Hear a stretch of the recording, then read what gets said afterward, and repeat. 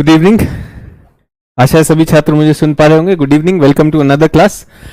और हम जलवायु पर बात कर रहे हैं। धीरे धीरे आपकी जलवायु पर सोच विकसित हो रही होगी। ऑडियो वीडियो मुझे कंफर्म हो गया है।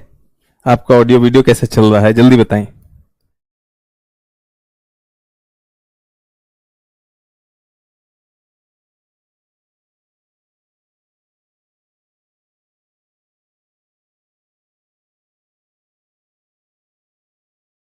Good evening, good evening.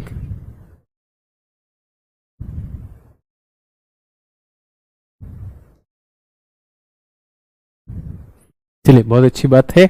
और कुछ डाउट्स आ रहे थे, बहुत बेसिक से एलिमेंट्री से डाउट थे। मेरा सबसे अनुरोध है कि जिन भी छात्रों ने कुछ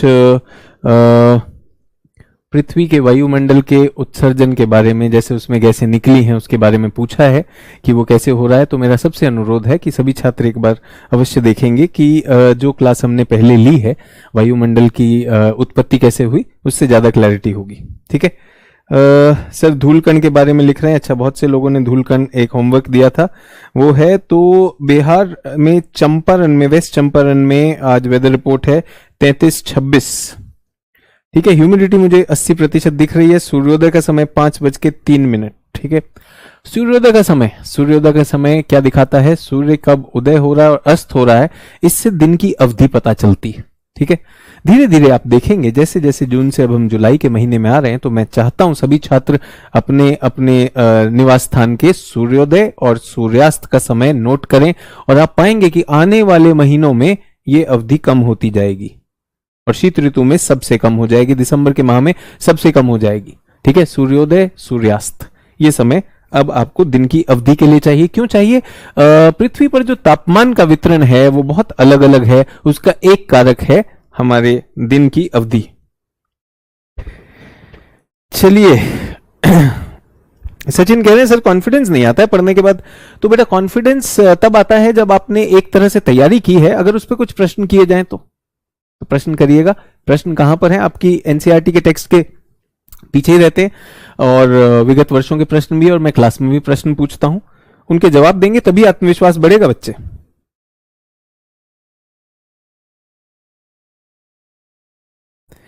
तो कोई लिख रहा है बिहार में गया जिला में तापमान, तो पूरे गया जिला का तापमान इन्होंने बता दिया 20 डिग्री। अब सोचिए कितनी मूर्खता वाला उत्तर है। 20 डिग्री हो गया क्या बिहार में? क्या 20 डिग्री हो गया? 20 डिग्री तापमान। सो बेटा अब उस पे समय व्यर्थ नहीं करेंगे। सीरियस लोग अपना काम सीरियसली लें ताकि हम रिजल्ट तक जल्दी जल्दी पहुंच पाएं। झारखंड का ही पूरा का पूरा रिपोर्ट दे दिए हैं, वेदर रिपोर्ट अक्षय कुमार जी, पूरे झारखंड का। कि भाई पूरे के पूरे झारखंड में 33 और 23, ऐसा है नहीं। झारखंड का रिपोर्ट ना दें, अपने शहर का रिपोर्ट दें बेटा।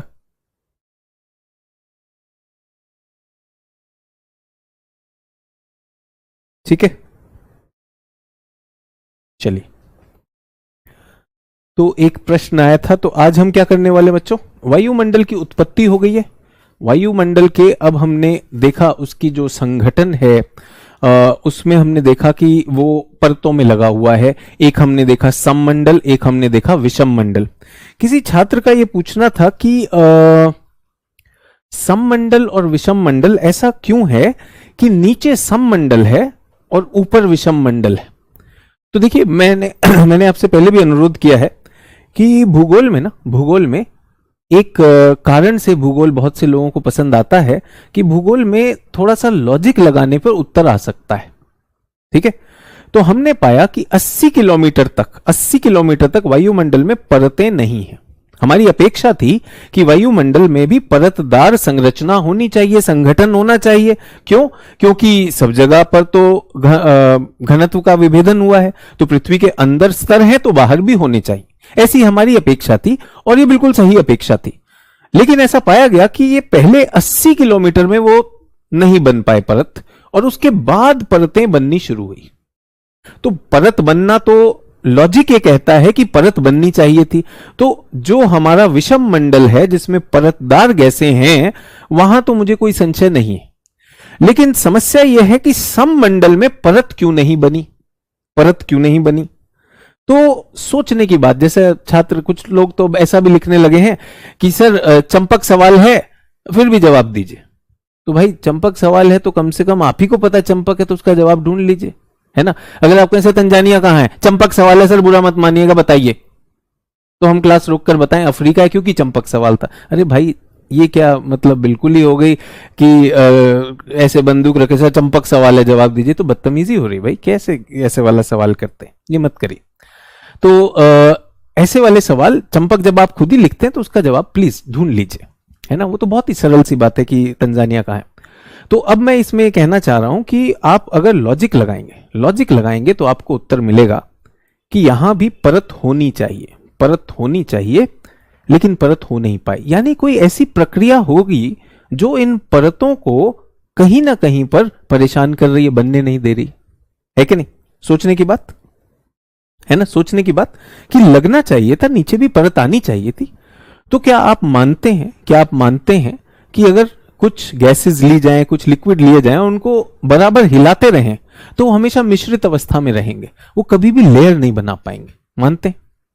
अगर 3 अलग अलग घनत्व के लेयर हम बनाना चाहें, 3 पदार्थ ले लें, तरल पदार्थ, लेकिन उनको घुमाते रहें, तो क्या वो कभी परत बन पाएंगे? नहीं बन पाएंगे। तो पृथ्वी के जो नीचे के जो 80 किलोमीटर है, नीचे का जो पृथ्वी की सतह से वायुमंडल में 80 किलोमीटर तक, ऐसा देखा गया है कि संवहन धाराएं और बहुत सारे जो एटमॉस्फेरिक डिस्टर्बेंसेस हैं वो वायुमंडल को इस तरह से चलायमान और मिश्रित रखते हैं। जब ये प्रक्रियाएं चल रही होंगी तो बेटा 80 किलोमीटर तक तो क्या होगा, 80 किलोमीटर की ऊंचाई तक हम पाते हैं कि वहां तक ऐसा नहीं होता कि गैसें परतदार हो जाएं। 80 किलोमीटर के ऊपर ऐसा पाया गया, और ये मैं नहीं कह रहा हूं, ये किसी के मन में ऐसे विचार नहीं आया बच्चों, ये शोध से पता चला है। तो शोध से पता चला अच्छा वहां तो सिर्फ ऑक्सीजन के मॉलिक्यूल मिलते हैं, यहां अधिक के किसका है, नाइट्रोजन का है, फिर हीलियम का है, फिर हाइड्रोजन का है। तो इस तरह से ये नियत प्रश्न आए। सभी लोग समझ में आ गया? ठीक है। तो पहली बात, जो हमारा सममंडल है वो निचला मंडल है, इसमें बहुत सा मिश्रण हो रहा है। और आपको यह भी बताना चाहता हूं कि इसी सममंडल में हमने पाया कि हमारी जो गैसें हैं, जो nitrogen, oxygen, water vapour, nitrogen, oxygen, argon और कार्बन डाइऑक्साइड हैं, ये तो अनुपात में समान रहती हैं, लेकिन जो परिवर्तनशील गैसें हैं वो बदलती हैं। तो जैसे हमने देखा कि हमारी जलवाष्प बदलती है और धूलकण। तो मैंने आप लोगों से पूछा था कि धूलकण क्या है और धूलकण कहां से आते हैं। तो बहुत से छात्रों ने बहुत अच्छे उत्तर दिए और मुझे अच्छा लगता है, गर्व होता है कि बच्चे जो हैं अपनी जिज्ञासा को शांत करने के लिए किताब भी पढ़ते हैं, जरूरत पड़ी तो गूगल भी कर लेते हैं। इस तरह नहीं, एक ने ऐसा पूछा कि सर चंपक सवाल है फिर भी जवाब दीजिएगा कि गैसें जो हैं ज्वालामुखी में बाहर ही क्यों आती है, अंदर क्यों नहीं जाती।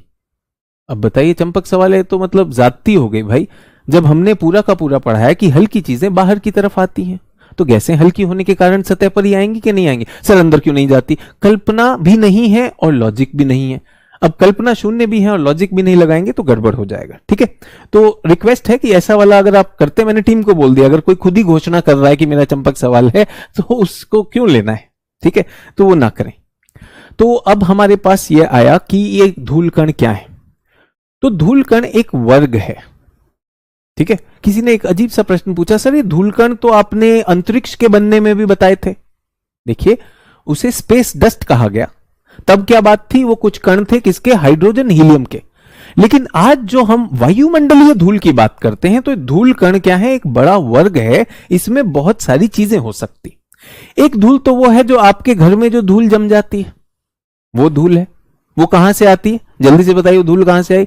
सर आसपास वायु में कहीं पर मान लीजिए मृदा है, मट्टी है, मिट्टी उड़कर आ गई, ठीक है। कहीं पर चिकनी मट्टी है, वो उड़कर आ गई, तो उस तरह से हो सकता है। रेत बालू उड़कर आ गई, तो इस तरह की जो सूक्ष्म कण है वो वायु में तैर सकते हैं, वो उड़ाकर ले आती। एक वो हो गया, ठीक है।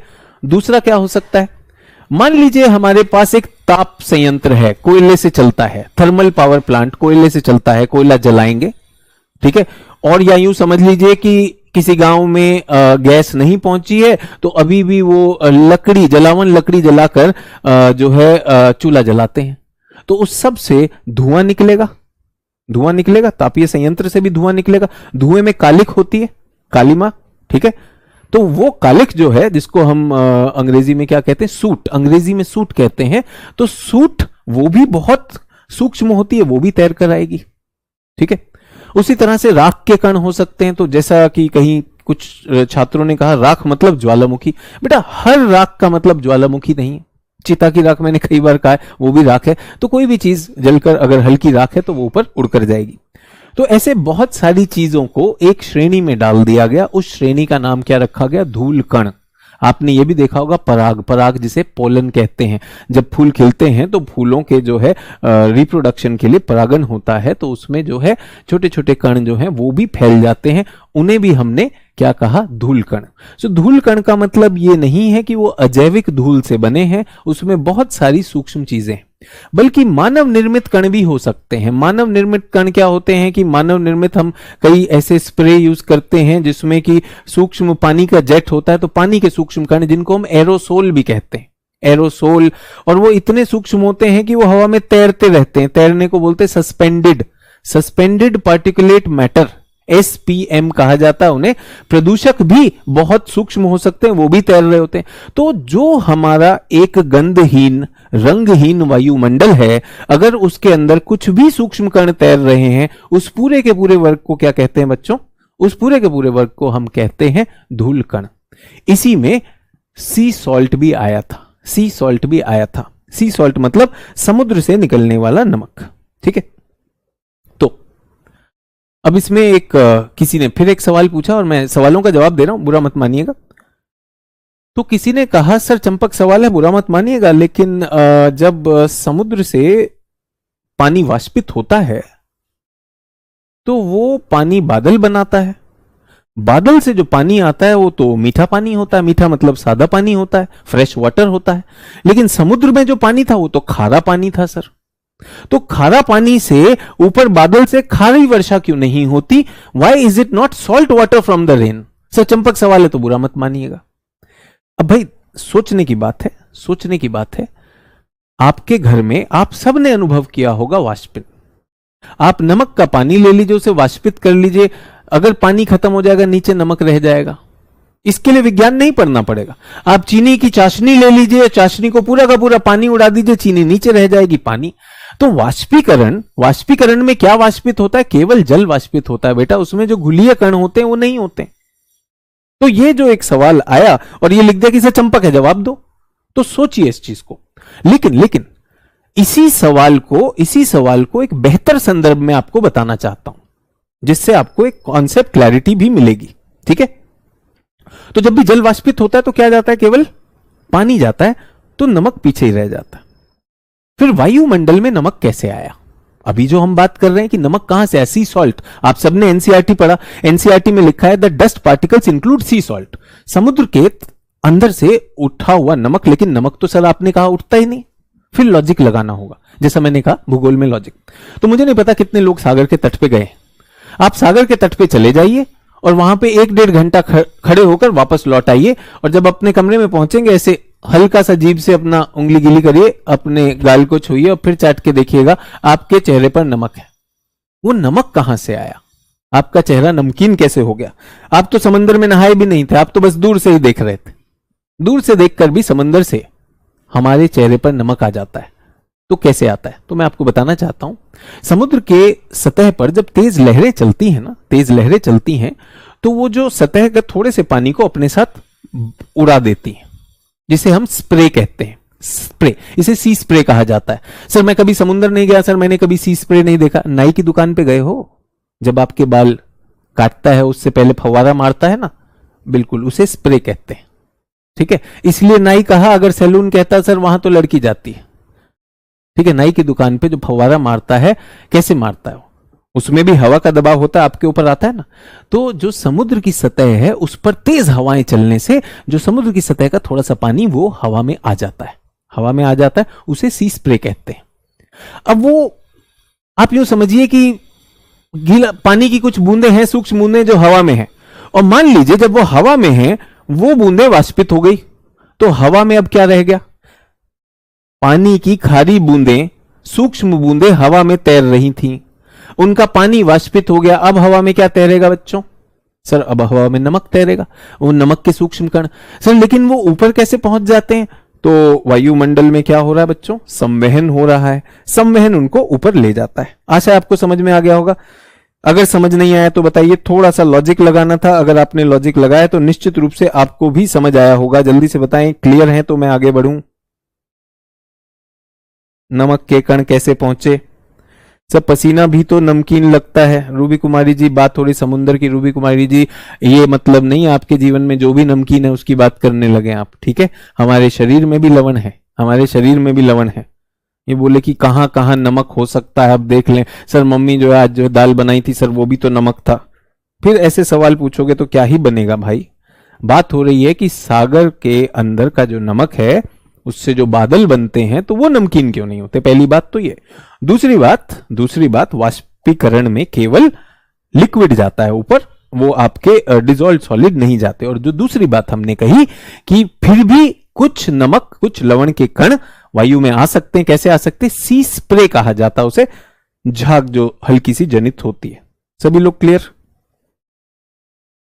आशा है क्लियर हो गए। मैं अपनी स्लाइड आपके सामने लगा चुका हूं। चलिए, बहुत अच्छी बात है। इसी पे कुछ हमने आज करना है। पर्वतीन परिवर्तनीय गैस। सो कौन सी सर? कभी कभी बारिश में मछली कैसे गिर जाती है? कभी कभी बारिश में मछली कैसे गिर जाती है? सो बारिश में मछली गिर सकती है? किसी ने कहा सर बारिश में मछली कैसे गिर जाती है? सर सागर में नमक क्या ज्वालामुखी से आया? बेटा जब हम महासागर की बात करेंगे तब हम देखेंगे पृथ्वी पर ये नमक सोडियम क्लोराइड कहां से आया। निश्चित रूप से पृथ्वी के अंदर से आया।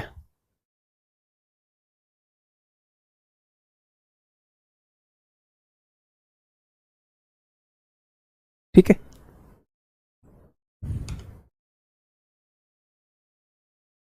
सर इतनी सारी फिश आ जाती है? सर आसमान में वर्षा में मछली गिर सकती है क्या? अच्छा सर, जब पक्षी लेके जाते हैं तो जो है वर्षा में मछली गिर सकती है। तो बेटा विशेष परिस्थिति है जब आपको तूफान बताएंगे, चक्रवात बताएंगे, तो कुछ ऐसी विशेष दशाओं में सागर के ऊपर एक प्रक्रिया होती है, सी स्प्राउट। तो समुद्र से लेकर बादल तक एक इस तरह की एक नली बन जाती है जो कनेक्ट हो जाती है, जिससे क्या होता है सागर का जो भी सतह पर जो भी चीजें हैं ऊपर सीधा बादल में पहुंच जाती हैं। वैसी वेरी रेयर होती हैं, आसान नहीं होता, उसे सी स्प्राउट कहते हैं। और उससे वो चीजें क्या हो गई, अब आसमान में पहुंच गई हैं। तो कुछ जगह पर ऐसा हुआ है, केकड़ों प्रॉन की वर्षा हुई है, केकड़े गिरे हैं और फिश रेन भी हुई है। बहुत रेयर होता है बट हाँ ऐसा है, इसमें कोई दो राय नहीं। ठीक है,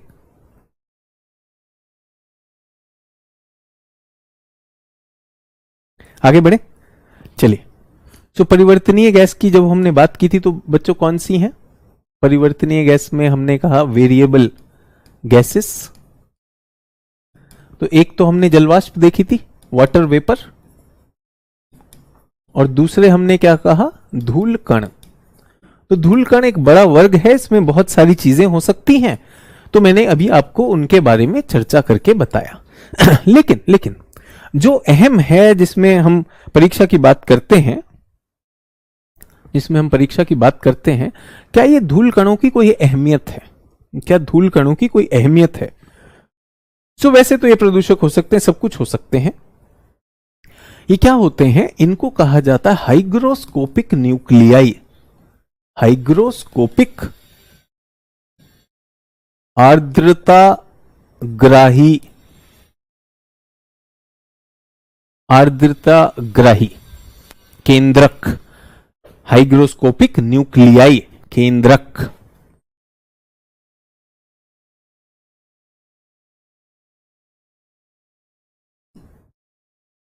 तो आर्द्रताग्राही केंद्रक क्या होता है? ठीक है बेटा, इनको जॉटिंग्स कहते हैं। अभी भी इतना समय हो गया मुझे क्लासेस लेते हुए, अभी भी पूछ रहे हैं कि सर लिखना है। क्लास में जब सुन रहे हैं तो हल्की कुछ चीजें लिखते रहेंगे तो अच्छा नहीं रहेगा क्या? है ना? कामरान आलम जी, क्लास पे फोकस करेंगे, ठीक है? सभी लोग क्लियर हैं? सो कामरान आलम जी बता रहे हैं कि टिंडल इफेक्ट क्या होता है, आपको पता नहीं इसलिए जवाब नहीं दे रहे। कामरान आलम जी, इसको आप जो क्लास में शैतानी करना चाह रहे हैं बंद कर दीजिए, है ना। टिंडल इफेक्ट का यहाँ पर ऐसा कोई रोल नहीं है, और आप क्लास को बताना चाह रहे हैं कि आपको पता है टिंडल इफेक्ट, रख लीजिए, कोई ज़रूरत है नहीं टिंडल इफेक्ट की, है ना, डस्ट पार्टिकल्स की। तो कामरान आलम जी को छोड़ते हैं, वापस आते हैं आर्तग्राही केंद्रक क्या होते हैं। तो बच्चों पहले ध्यान दीजिए, यहाँ पर जब हम क्लास को कर रहे हैं तो थोड़ा कोशिश करेंगे कि एक लय में हम चीज़ों को एक एक करके करते चलें। अब सर बादल क्यों चमकते हैं, बिजली क्यों गरजती है, और आपको नहीं आता इसलिए नहीं बता रहे हो, थोड़ी थोड़ी इसमें शर्म करो, ये अच्छी बात नहीं है जो आप कह रहे हो। आपको अगर वैसे मशहूर होना है तो गलत बात मत करो, है ना। अभी चक्रवात नहीं बताओगे, आपको आता नहीं है इसलिए नहीं बता रहे हो। अरे क्लास को पता नहीं उच्च दाब क्या होता है, निम्न दाब क्या होता है, फिर भी ऐसा लिख रहे हो, ठीक है। तो कामरान जी अच्छी बात नहीं है, ध्यान दीजिए। हाँ जी, तो जब वायुमंडल में जलवाष्प है, उसी जलवाष्प से बूंद बनेगी, है ना। जो हवा में जो नमी है, नमी से बूंद बनेगी। आप सबने देखा है, जैसे जैसे आपने शीत ऋतु में देखा होगा, सुबह कोहरा भी देखा है, कुहासा भी देखा है, तो वो बूंद बनती है। बादल से बारिश होती है तो भी बूंद बनती है, बनती कि नहीं बनती है। तो वो जब बूंद बनती है, तो उस बूंद के बनने के लिए एक बहुत अहम चीज है, वो बूंद बनना शुरू होगी एक केंद्रक पर, एक न्यूक्लियाई पर, एक सतह पर। अगर सतह नहीं है तो बूंद नहीं बनेगी। तो वायुमंडल तो गैसों से बना है, वो गंधहीन भी है, अदृश्य भी है। अब मुझे वहां बूंद बनानी है तो मुझे एक सतह चाहिए। वो सतह कौन बनता है, वो बनते हैं धूल के कण। तो यानी अगर धूल के कण नहीं होंगे तो क्या नहीं बनेगा, बूंद नहीं बनेगी। बूंद नहीं बनेगी तो वर्षण नहीं होगा, ठीक है। तो ये इनका एक बहुत अहम रोल होता है, ठीक है, इसका एक बहुत अहम रोल होता है। और आपको एक और चीज बताना चाहता हूं, सिर्फ बूंद ही नहीं, इवन बर्फ जो होती है ना, बर्फ आपने सुना है, जब बहुत से लोग जाते हैं पर्यटन के लिए, भारत में अगर हम बात करें, जम्मू कश्मीर में जाते हैं, उत्तराखंड में जाते हैं, हिमाचल में जाते हैं, शीत ऋतु में क्या देखने जाते हैं, वहां पे बर्फबारी देखने जाते हैं। तो बर्फ बनने के लिए भी एक केंद्रक चाहिए, उसको हम क्या कहते हैं, फ्रीजिंग न्यूक्लियाई। और जो जिसके लिए बूंद बनने के लिए, उसको हम कहते हैं कॉन्डेंसेशन न्यूक्लियाई। तो वो दोनों काम कौन करते हैं, धूल के कण। सो आर्तग्राही केंद्रक क्या होता है, सूक्ष्म ठोस कण, जैसे धूल, राख, धुएं की कालिमा, महीन मिट्टी, पराग, सागरीय नमक, ये निचले वायुमंडल में सृजित होते हैं और ऊपर कैसे पहुंच जाते हैं, संवहन के द्वारा पहुंच जाते हैं। और इसके ऊपर क्या बनता है, क्या बनता है, बूंद बनती। कैसे बनती है ये, तो ये क्या है, ये जलवाष्प के कण है, ये अदृश्य हैं। इनको कहीं पर जाके बूंद बनाना है तो एक केंद्र चाहिए इनको, ये उस पर जाकर चिपक जाएंगे। तो ये धूल का कण जो बड़ा करके आपको दिखाया जा रहा है। सभी लोग मेरे साथ, ठीक है। उसके बाद ये देखिए, अगर बर्फ बननी है तो आइस का भी एक क्रिस्टल होना चाहिए, तभी जाकर होगा। तो अगर हमारा वायुमंडल धूल मुक्त हो जाए तो क्या होगा, इस तरह के वर्षण नहीं होंगे। अच्छा, इसमें एक लॉजिक का सवाल पूछना चाहता हूं आपसे ठीक है, एक लॉजिक का सवाल पूछना चाहता हूं, सभी लोग ध्यान दीजिएगा। क्या आपने सुना है और आपने किताब में पढ़ा भी होगा कि शोभ मंडल जो होता है, ट्रोपोस्फियर, जो वायुमंडल का निचला स्फीयर है, उसे मौसम मंडल भी कहते हैं। मौसमी घटनाएं जैसे वर्षा, जैसे हिमपात, ये सारी चीजें इसी में होती हैं। और किसी भी प्रकार का वर्षण ऊपर वालों में नहीं होता। बादल का निर्माण भी इसी में होता है, शोभ मंडल में ही होता, ऊपर नहीं होता। मैंने आपको हिंट दे दिया, मैं देखना चाहता हूं कितने बच्चे बताना चाहेंगे कि क्यों नहीं होता होगा। सोच के बताइए।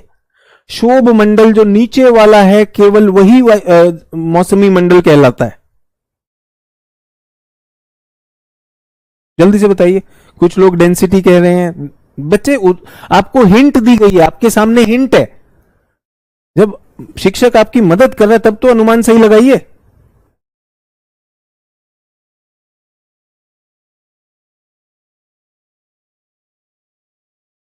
धूल के कण हैं, बहुत अच्छी बात है। तो आप लोगों को बताना चाहता हूं, यहां पे मैं लिख भी रहा हूं और कुछ छात्रों ने कहा सर ये लिखना है बेटा, जो आपके काम आए वो जरूर लिखिए। जो हमारे 90% जलवाष्प और 99% धूल कण, डस्ट पार्टिकल और वाटर वेपर, ये हमारे ट्रोपोस्फियर में है, शोभ मंडल में है। तो आप समझ सकते हैं कि बादल बनाने का कच्चा माल, बादल बनाने की सामग्री कहां पर है बच्चों? सर ये तो शोभ मंडल में ही है। 99% धूलकण तो यहीं पर हो गए, तो बादल ऊपर बनेंगे ही नहीं, ऊपर बनेंगे ही नहीं। पहली बात तो बादल किससे बनते हैं भाई? बादल बनते हैं जल से बनते हैं, जल से बनते हैं। तो हम देख रहे हैं कि सारा जल, अधिकांश जल 90% तो यहीं चला गया, 90% यहीं चला गया, और हमें कुछ ग्राही कण भी चाहिए, 99% यहां पर आ गए। समझ में आया? ठीक है, क्लियर हो गया? तो पहली बात तो ये हो गई, पहली बात तो ये हो गई कि इस चीज को विशेष ध्यान रखना। यूपीएससी ने इसी सिद्धांत को कई तरह से पूछा, कई तरह से पूछा कि क्यों नहीं बनती वर्षा, क्यों इसे मौसम मंडल कहा जाता है। एक बार उन्होंने एक और तरीके से पूछा, उन्होंने कहा कि एक हवाई जहाज का पायलट वायुयान को समताप मंडल में क्यों उड़ाता है, समताप मंडल में उड़ाना क्यों पसंद करता है? क्योंकि समताप मंडल, आसमान साफ मिलेगा उसे। भाई जितने भी हमारे पास बादल हैं, बादलों में से हवाई जहाज जाएगा तो बहुत टर्ब्यूलेंस होगा, बहुत सारे आवश्यक उस पर जो है चार्ज पार्टिकल बनेंगे। तो वो क्या करता है, बादलों को काटता हुआ चला जाता है। जिन्होंने कभी वायु यात्रा की होगी तो बादल को काटता हुआ ऊपर चला जाता है, ऊपर सब खाली, यहां पे चलाता है, जब उतरना होता फिर काटता हुआ नीचे आता है। सभी लोग समझ में आया? सर लेकिन मैंने तो सुना है कि सर समताप मंडल में भी बादल होते हैं, समताप मंडलीय बादलों के कारण सर ओजोन में छिद्र हो रहा है। तो बच्चों हमेशा कहा अपवाद तो होंगे ना, नियम तो नियम है लेकिन अपवाद तो होंगे। बट फिर भी सर वहां बन कैसे गया? ये तो असंभव है। असंभव क्यों है? 10% मामला तो है ना अभी, है कि नहीं? और वहां पे बता दूं, वो पानी के बादल कम और वो नाइट्रिक एसिड के बादल ज्यादा है। समताप मंडल में ध्रुवीय क्षेत्रों में अंटार्कटिका पर बनता है एक विशेष बादल जिसको स्ट्रेटोस्फेरिक क्लाउड कहते हैं, और वो केवल शीत ऋतु में बनता है, शीत ऋतु में बनता है, और नाइट्रिक एसिड का बादल होता है। कहां पढ़ेंगे आप? पर्यावरण में पढ़ेंगे, अभी मैं उस पर चर्चा नहीं छेड़ना चाहता हूं। ठीक है, सभी लोग क्लियर है?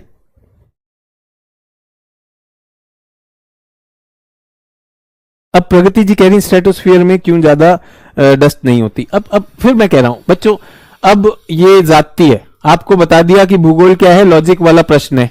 आपके घर में ईमानदारी से बताइएगा, आपके घर में धूल मिट्टी कहां पर ज्यादा होती है? ऊपरी लेयर्स में या निचले स्तरों में? आपके घर में मेज है, बेड होगा और पंखा होगा, कहां पर ज्यादा धूल पाई जाती है कि रोज झाड़ू लगानी पड़े? नीचे या ऊपर? नीचे या ऊपर? सर नीचे। क्यों? क्योंकि गुरुत्वाकर्षण चीजों को नीचे ही रखेगा। हमारा पूरा का पूरा वायुमंडल, ध्यान दीजिएगा, मेरे ख्याल से बहुत से लोगों ने इसको समझा नहीं है वायुमंडल को। देखिए ये है हमारा वायुमंडल, ये है हमारा वायुमंडल पूरा का पूरा। अगर मैं इसको एक स्तंभ बना दूं पूरे के पूरे वायुमंडल को, तो आपको इनसे कुछ समझ आएगा, ध्यान दीजिएगा।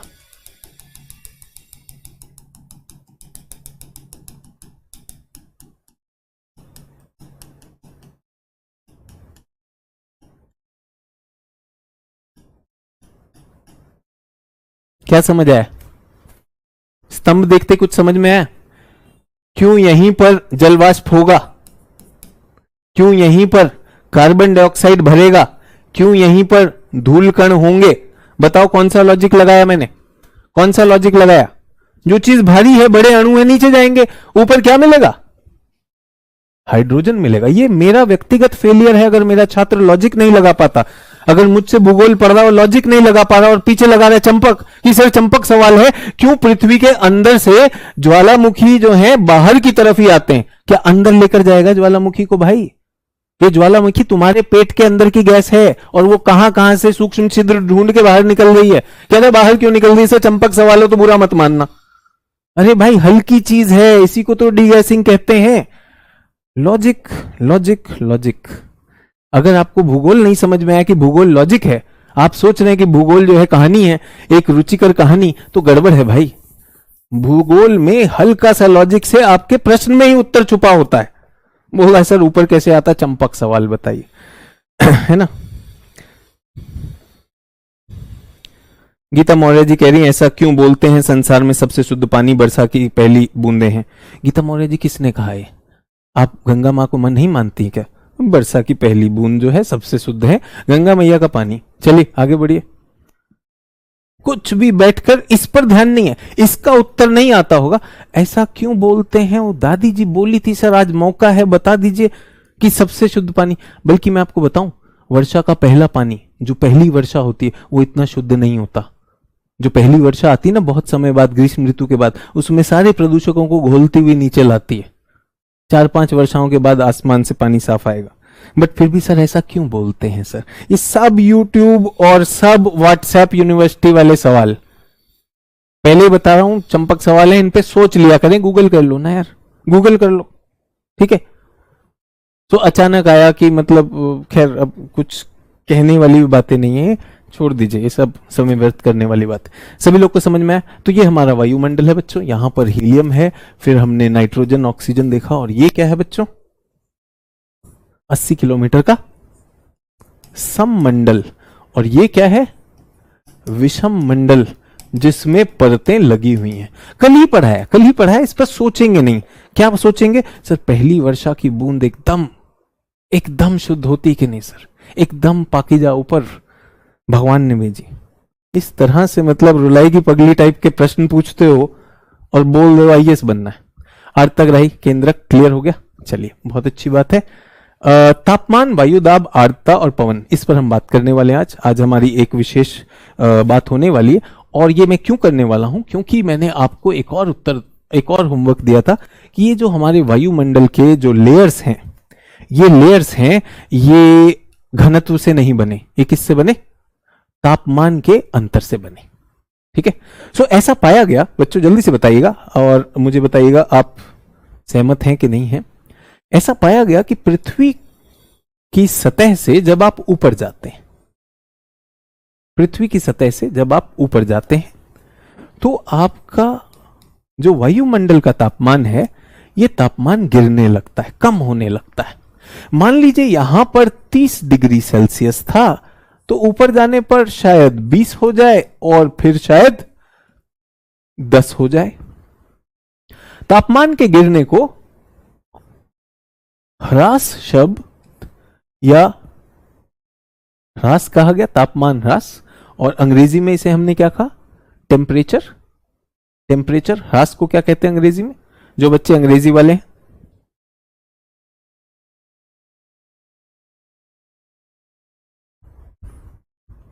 लैप्स। ठीक है। तापमान का गिरना एक तकनीकी शब्द आ गया आपके पास। सर सौर विकिरण, पार्थिव विकिरण क्या होता है? ठीक है, बताते। तो तापमान जो है ये गिरता है। क्यों गिरता है? सवाल ये है कि तापमान कम क्यों होने लगता है। तो थोड़ी सी बहुत बेसिक चीजों से चल रहे। तापमान की परिभाषा क्या है? Measure of heat. एक वस्तु में ऊष्मा का मान नापने के लिए तापमान होता है। जिसमें ज्यादा ऊष्मा होगी तो उससे क्या बनेगा? जल्दी से बताइए, उससे क्या बनेगा बच्चों? जिसमें ज्यादा ऊष्मा होगी उसमें ज्यादा तापमान होगा, जिसमें कम ऊष्मा होगी उसमें कम तापमान होगा। ठीक है। ये एयर डेंसिटी और ये जितने भी लोग लिख रहे हैं, हिमांशु जी एकदम गलत उत्तर दे रहे हो, मत करो। इसीलिए मैं कह रहा हूं, इसीलिए मैं आया हूं कि व्यक्तिगत रूप से सही चीजें बताने के लिए। सर एयर प्रेशर की वजह से तापमान बढ़ता है। तापमान एयर प्रेशर की वजह से नहीं बढ़ रहा है। अभी तापमान की बात करें, इस पे ध्यान दीजिएगा। ठीक है जी। जया जी पिछली क्लासेस देख लीजिए तो शायद कुछ बेहतर हो पाएगा। अभी हमने सिर्फ ये बोला है कि हवा में धूल के कण होते हैं और बोल रही हैं कि भैया हमको तो अभी कुछ समझ नहीं आ रहा है। ठीक है। तो हम क्या बात कर रहे हैं? तापमान की बात कर रहे हैं। तो तापमान का स्रोत क्या है? ऊष्मा का स्रोत क्या है बच्चों? पृथ्वी के पास जो ऊष्मा है उसका स्रोत क्या है? सर उसका स्रोत है सूर्य। सो पृथ्वी पर सारे का सारा तापमान की आज हम बात कर रहे हैं। पृथ्वी पर सारी की सारी गर्मी जो है उसका स्रोत सूर्य है। ये सूर्य है, ये सूर्य है, और सूर्य से पृथ्वी पर ऊष्मा का स्थानांतरण हो रहा है। हीट ट्रांसफर हो रहा है कि नहीं हो रहा है? हीट ट्रांसफर हो रहा है। हम ये देखना चाह रहे हैं कि वायुमंडल वायुमंडल वायुमंडल किस तरह से गर्म होता है, किस तरह से ठंडा होता है। ये हमारा वायुमंडल है। ऊष्मा का स्थानांतरण हो रहा है, ठीक है। अब फिर वही वाली बात है, कुछ लोग 7वीं 8वीं क्लास में हैं जो कुछ भी नहीं जानते, और कुछ लोग ग्रेजुएट पोस्ट ग्रेजुएट बड़े हैं जो कह रहे मास्टर जी आज नहीं बताओगे इसका मतलब आपको नहीं आता है, ठीक है। तो इस तरह की भी अभद्र चीजें चलती रहेंगी। मेरा आपसे सिंपल सा सवाल है, स्कूल में पढ़ा है ऊष्मा के हस्तांतरण या ऊष्मा का ट्रांसफर कैसे संभव है, क्या तरीके हैं, जल्दी से बताइए। एक वस्तु से दूसरी वस्तु में हमें हीट ले जानी है, सूर्य से हीट आनी है पृथ्वी पर, तो क्या तरीके हैं, जल्दी से बताइए। ममता जी इस पर फोकस कर लेंगी तो आपको उत्तर भी मिल जाएगा। मौसम क्यों चेंज होता है ममता जी, है ना, इसका उत्तर दे ममता जी। किस तरह, ममता जी कह रही मौसम क्यों चेंज होता है। ममता जी ये जो ऊष्मा आ रही है ना, इस हस्तांतरण में ना, इस स्थानांतरण में अंतर हो जाता है, इसलिए होता है ममता जी। अब आप बताएंगे ममता जी कहां तक पड़ी हुई हैं, तो कैसे दो बॉडीज में हीट ट्रांसफर होती है। हाँ जी, तो ममता जी बताएंगी, फिर नहीं तो फिर बाद में कहेंगे ममता जी हमको कुछ समझ नहीं आ रहा सर, मौसम कैसे बदलता है। अरे सूरज निकलता है, सूरज की गर्मी ज्यादा आती है तो गर्म हो जाता है ममता जी। जिन दिनों सूरज नहीं निकल पाता है, बादल बादल रहते हैं, तो आजकल थोड़ा तापमान गिर रहा है ममता जी। बहुत कठिन तो नहीं बता रहे हैं, है ना। तो ऐसी ऐसी बात करोगे, लॉजिक को भेज दोगे छुट्टी पर और बनेंगे आईएएस, है ना। चलिए, तो 3 प्रक्रियाएं हैं। पहली है विकिरण, अंग्रेजी में क्या कहते हैं इसको, रेडिएशन। दूसरी है चालन, इसको क्या कहते हैं, कंडक्शन। और तीसरी क्या है, संवहन, इसको क्या कहते हैं, कन्वेक्शन। तो पृथ्वी पर जो ऊष्मा आ रही है, पृथ्वी पर ऊष्मा कैसे आ रही है, पृथ्वी पर ऊष्मा कैसे आ रही है, सूर्य से आ रही है। सूर्य अपनी ऊष्मा हमारे पास भेज रहा है। कौन सी प्रक्रिया, कौन सी प्रक्रिया, तीनों में से कौन सी प्रक्रिया से आ रही, जल्दी बताइए। 1 2 3 कौन बताएगा लॉजिक,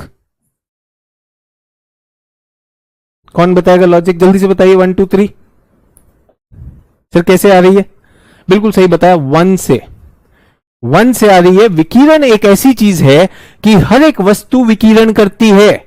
हर एक वस्तु के अंदर से ऊष्मा तरंगों के रूप में निकलती है, उसको विकिरण कहा जाता है। माध्यम हो चाहे ना हो, यह अंतरिक्ष में से भी निकल कर आ सकती है, इसको विकिरण कहते हैं। और सूर्य से आने वाले विकिरण का नाम क्या रखा हमने, सूर्यातप। समझ में आया बच्चों। तो किसी ने कहा सर सूर्यातप और पार्थिव विकिरण में अंतर बताइए। तो पहली बात, पृथ्वी के पास जो ऊष्मा आती है कहां से आती है बच्चों, सूर्य से आती है। सूर्य एक, आप जानते हैं कि उसके अंदर जो है संलयन हो रहा है, बहुत बड़ा ऊष्मा का स्रोत है, और वो पृथ्वी की तरफ आ रही है, और वो जो है किरणों के रूप में आ रही है, इसको कहते हैं विकिरण, ठीक है। अब ये आया तो इसने किसको गर्म किया, किसी ने कहा सर ये मौसम कैसे गर्म होता है, तो ये x हमारा वायुमंडल है, वायु, और y हमारी पृथ्वी की सतह। x और y दोनों गर्म होंगे या नहीं होंगे, x और y दोनों ही गर्म होंगे या नहीं, दोनों गर्म हो जाएंगे। अब ये दोनों गर्म हो जाएंगे तो अब ये दूसरी प्रक्रिया और तीसरी प्रक्रिया चालू हो जाएगी। अब क्या होगा, कंडक्शन और संवहन। समझ में आया पहली बात, यहां तक क्लियर।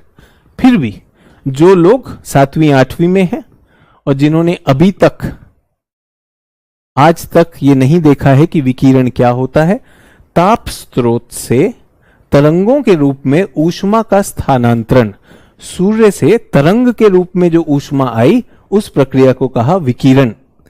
चालन कब होता है, जब एक बॉडी, एक वस्तु जो गर्म है, उसे दूसरी वस्तु के संपर्क में ले आइए। जब दोनों संपर्क में आएंगे तो संपर्क से ट्रांसफर होगी। तो कई बार आपको सर्दी लग रही, सर्दी में तो आप जो है अपने घर में, परिवार में किसी सदस्य के साथ कंधे से कंधा मिला लेते हैं, थोड़ा सा गर्माहट आती है, उसे क्या कहते हैं, चालन। ठीक है, सर्दी में मां अपने बच्चे को सीने से चिपटा लेती है, वो क्या है? चालन। चालन मतलब संपर्क से ऊष्मा का स्थानांतरण। ठीक है, और तीसरा क्या है? संवहन। संवहन में क्या है कि संपर्क में तो नहीं आएंगे, एक दो बॉडीज हैं, संपर्क में नहीं है, लेकिन उनके बीच में हवा तो है, हवा तो है। ये हवा अगर चलकर एक स्थान से दूसरे स्थान तक ऊष्मा ले गई, उसे क्या कहा जाता है? संवहन। ठीक है, सभी लोग क्लियर है ना? महेंद्र जी अभी आपका जवाब आएगा, चिंता ना करें। तो कंडक्शन, कंडक्शन क्या है? संपर्क में। अगर आपने इस भगोने के इस गर्म हैंडल को छुआ तो क्या आएगा? कंडक्शन हो जाए, है ना?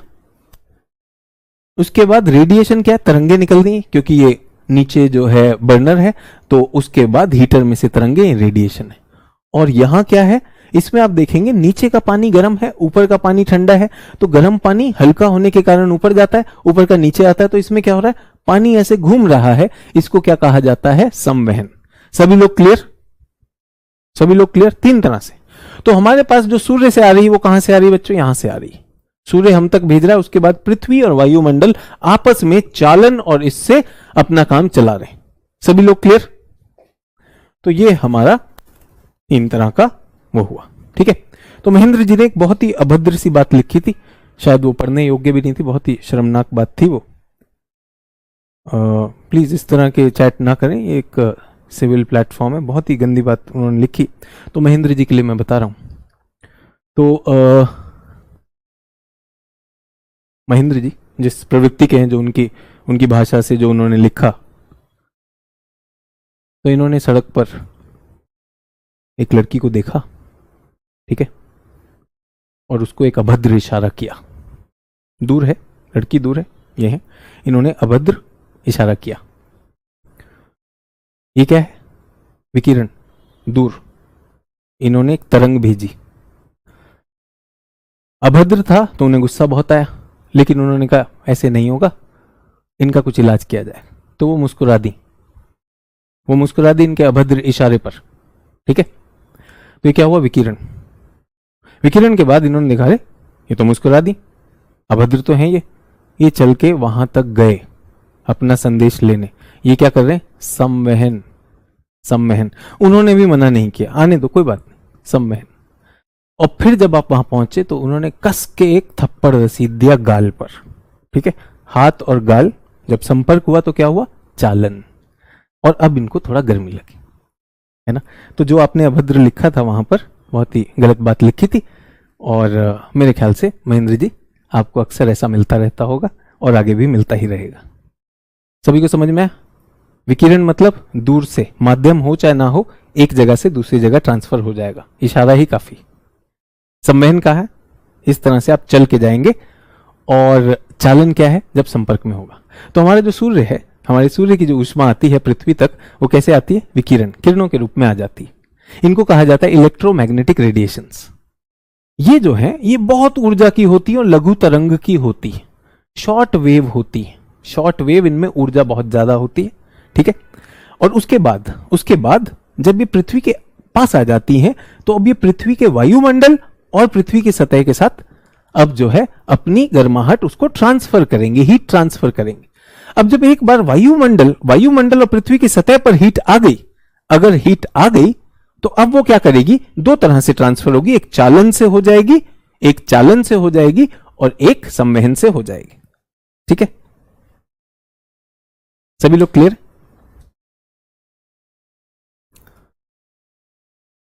ओके, सो तीन तरह से हो गया।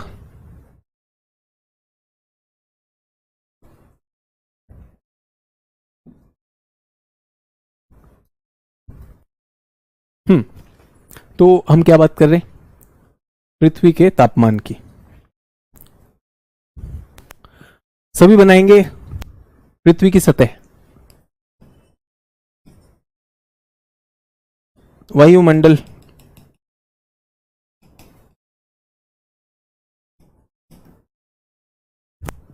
और यहां पर सूर्य। सूर्य से आने वाली ऊष्मा को क्या कहते हैं? जल्दी बताइए। सर सूर्य तप लिख लेंगे, बिल्कुल ठीक है, सूर्य तप अंग्रेजी में लिखेंगे insolation, insolation, incoming solar radiation. ठीक है, सूर्य तप इंसोलेशन, ऐसे आया इंसोलेशन। तो सूर्य से प्राप्त ऊष्मा, ऊष्मा जिस तरह से आती है वो इस तरह से ऊष्मा आगे बढ़ती है और यहां कोई माध्यम नहीं चाहिए, आ रही है। मान लीजिए कितनी आई, 100 इकाई, ये भी लिख लीजिए सभी लोग, मैं चाहता हूं लिख लेंगे 100 इकाई ऊष्मा सूर्य से चली। सभी लोग मेरे साथ, सभी लोग क्लियर हैं? तो सूर्य तप की हमने बात कर दी, यहां पर आए। अब सूर्य की गर्मी आ रही है। अब मैं आपको बताना चाहता हूं कि इस तरह से आए, ठीक है। वायुमंडल में जब यह विकिरण आता है तो यह लघु तरंग होती है, लघु तरंग। लघु तरंग का मतलब होता है शॉर्ट वेव, हमेशा याद रखिएगा। थोड़ा सा एक सिद्धांत दे रहा हूं, तरंग का सिद्धांत, तरंग का सिद्धांत दे रहा हूं, वेव का एक प्रिंसिपल दे रहा हूं। अगर उसकी वेवलेंथ छोटी है, लघु है, तो इसकी, अगर वेवलेंथ लघु तरंग है तो इसमें एनर्जी ज्यादा होगी, हमेशा याद रखना है।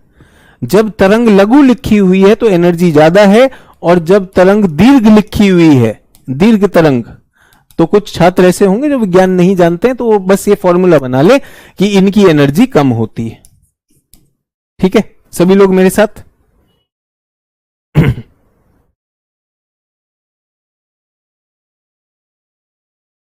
क्लियर? सो आ गई।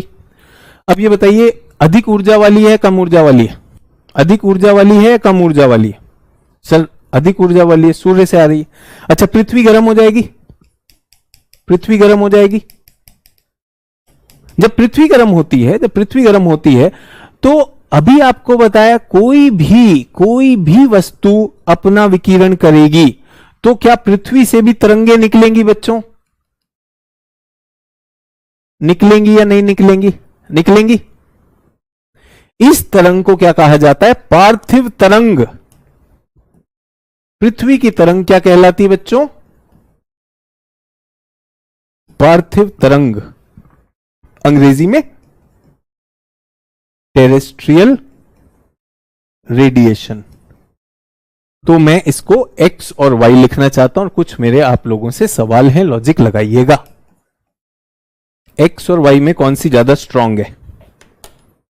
किसी ने कहा सर सूर्य तप और पार्थिव में अंतर बताइए। बिल्कुल सही प्रश्न था आपका, जल्दी से बताइए, जल्दी से बताइएगा बच्चों। एक्स और वाई में कौन सी ज्यादा दमदार है और क्यों? बहुत से लोग एक्स लिख रहे हैं, बिल्कुल ठीक है, क्यों?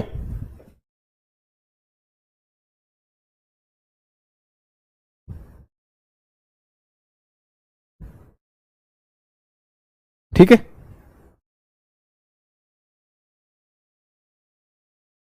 एक्स क्यों है?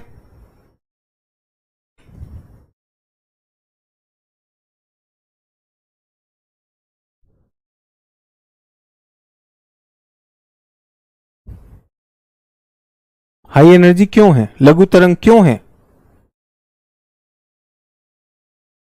देखें कोई लॉजिक, कोई कह रहा है सर पूरे नोट्स लिखवाओ। ये नहीं बनाऊंगा, पूरे नोट्स लिखवाओ, इसको पैराग्राफ में लिखवाओ। देखो भाई, समझ के उत्तर एक भी नहीं दे रहे हो, आपको क्या चाहिए? पूरे नोट्स।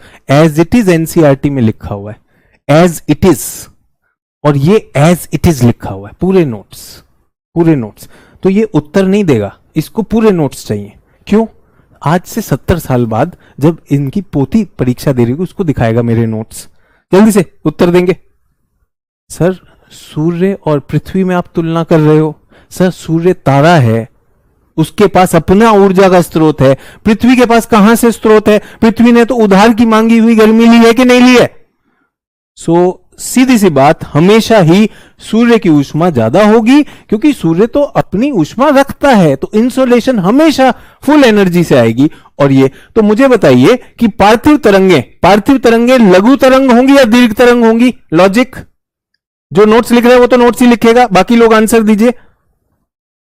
पार्थिव तरंग लघु तरंग होगी या दीर्घ तरंग होगी? सर दीर्घ होगी। लॉजिक से समझ में आया, दीर्घ मतलब लॉन्ग वेव दीर्घ तरंग, और शॉर्ट वेव ये होती है। किस में ज्यादा ऊर्जा होती है? हमेशा शॉर्ट वेव में, और दीर्घ वेव में, लॉन्ग तरंग में कम होती है। ठीक है, अब मुझे एक बात बताइए, कौन सी ऐसी तरंग होगी जो काट कर निकल सके, जिसमें भेदन की शक्ति ज्यादा हो? कौन सी ज्यादा भेद सकती है? एक्स या वाई कौन सी ज्यादा भेद सकती है?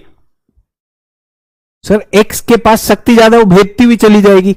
बिल्कुल ठीक है, तो एक्स जब आती है ना, एक्स जब आती है वो वायुमंडल को भेदती हुई चली जाती है और किसे गर्म कर देती है? पृथ्वी को। पृथ्वी की सतह को गर्म कौन करता है? एक उत्तर देना है। पृथ्वी की सतह को गर्म कौन करता है? पृथ्वी की सतह को गर्म कौन करता है? Heating of earth surface is caused by,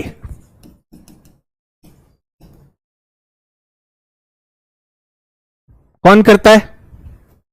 insolation. बहुत अच्छी बात। अभी कुछ छात्र मुझे ये कहना चाहेंगे कि सर अर्थ के अंदर भी तो वोल्केनो, वो भी तो कर सकता है। आप एक बात बताइए बच्चे, आप भी तो घर में रहते हो, क्या नीचे से वोल्केनो आ रहा है? नहीं आ रहा है ना। पृथ्वी की सतह का सबसे बड़ा सोर्स जो उसको हीट कर रहा है वो क्या है? इंसोलेशन। ठीक है, heating of atmosphere is done by,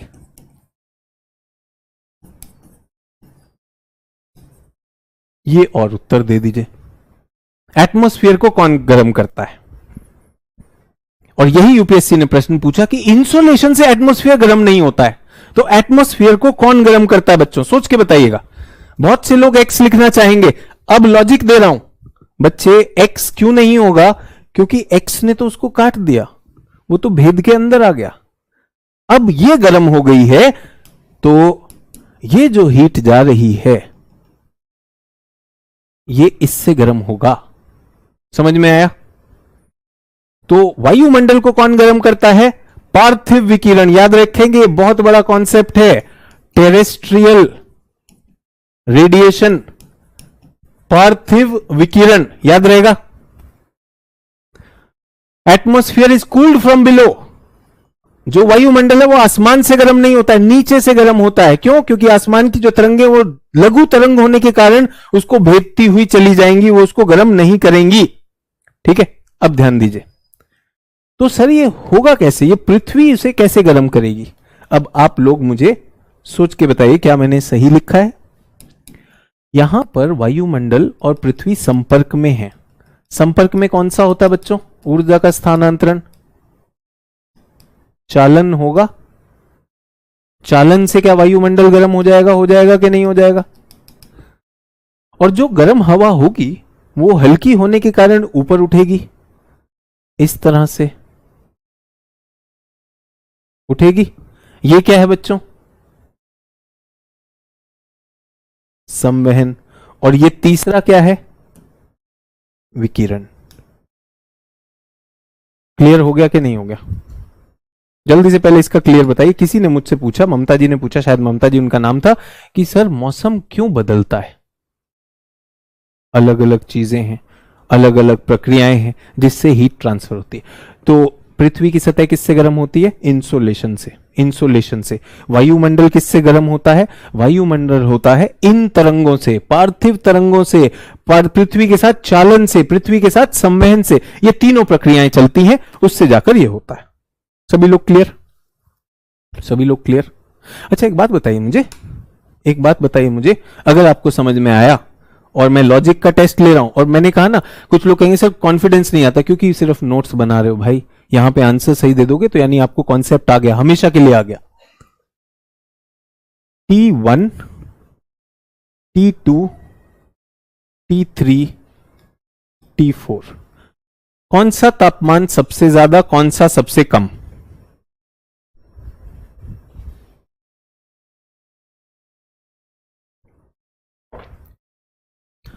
अधिकतम कौन सा है? T1, T2, T3, T4, कौन सा सबसे कम है? सर T1 सबसे ज्यादा मैक्सिमम यहां पर, और T4 मिनिमम। और देखने में कितना अजीब लगता है कि सूर्य के तो सर हम पास जा रहे हैं, तापमान कम कैसे है? आप सोच के देखिएगा। इसी में बहुत से बच्चे कंफ्यूज हो जाते हैं कि सर हमारे वायुमंडल जो सूर्य के पास है वो कम तापमान है, और पृथ्वी के पास वाला, जबकि ऊर्जा तो सूर्य से आ रही है, सूर्य से आ रही है, लेकिन वो सूर्य उसको क्या करता जा रहा है? भेदता हुआ जा रहा है। उसने वायुमंडल को गर्म नहीं किया, किसको किया? इसको किया। इसलिए जो आप लोगों से प्रश्न पूछा था कि पृथ्वी की सतह से दूर जाने पर तापमान क्यों कम होता है, उत्तर मिला या नहीं मिला? क्योंकि उत्तर यह है कि वायुमंडल ऊपर से नहीं अपितु नीचे से गर्म होता है। वायुमंडल is heated from below, atmosphere is heated from below. सभी लोग क्लियर हैं? कॉन्सेप्ट समझ में आया?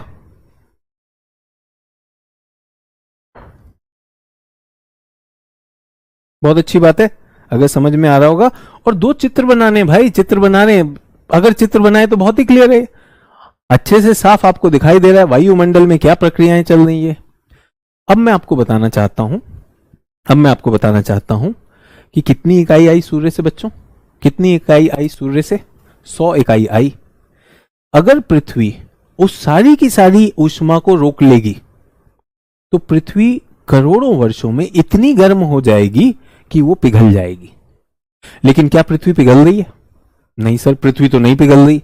तो इसका मतलब जो ऊष्मा पृथ्वी के पास आती है वो सारी ऊष्मा पृथ्वी वापस अंतरिक्ष में भेज देती है। कितनी भेजती होगी? 100 इकाई। ठीक है।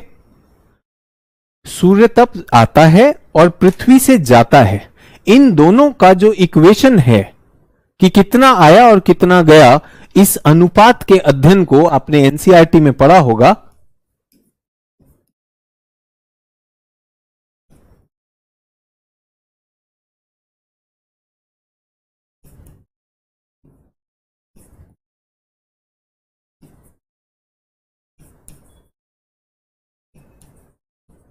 पढ़ा है ये हीट बजट, समझ में आ गया?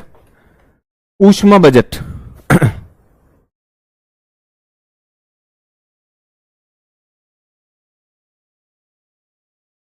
सभी लोग क्लियर है?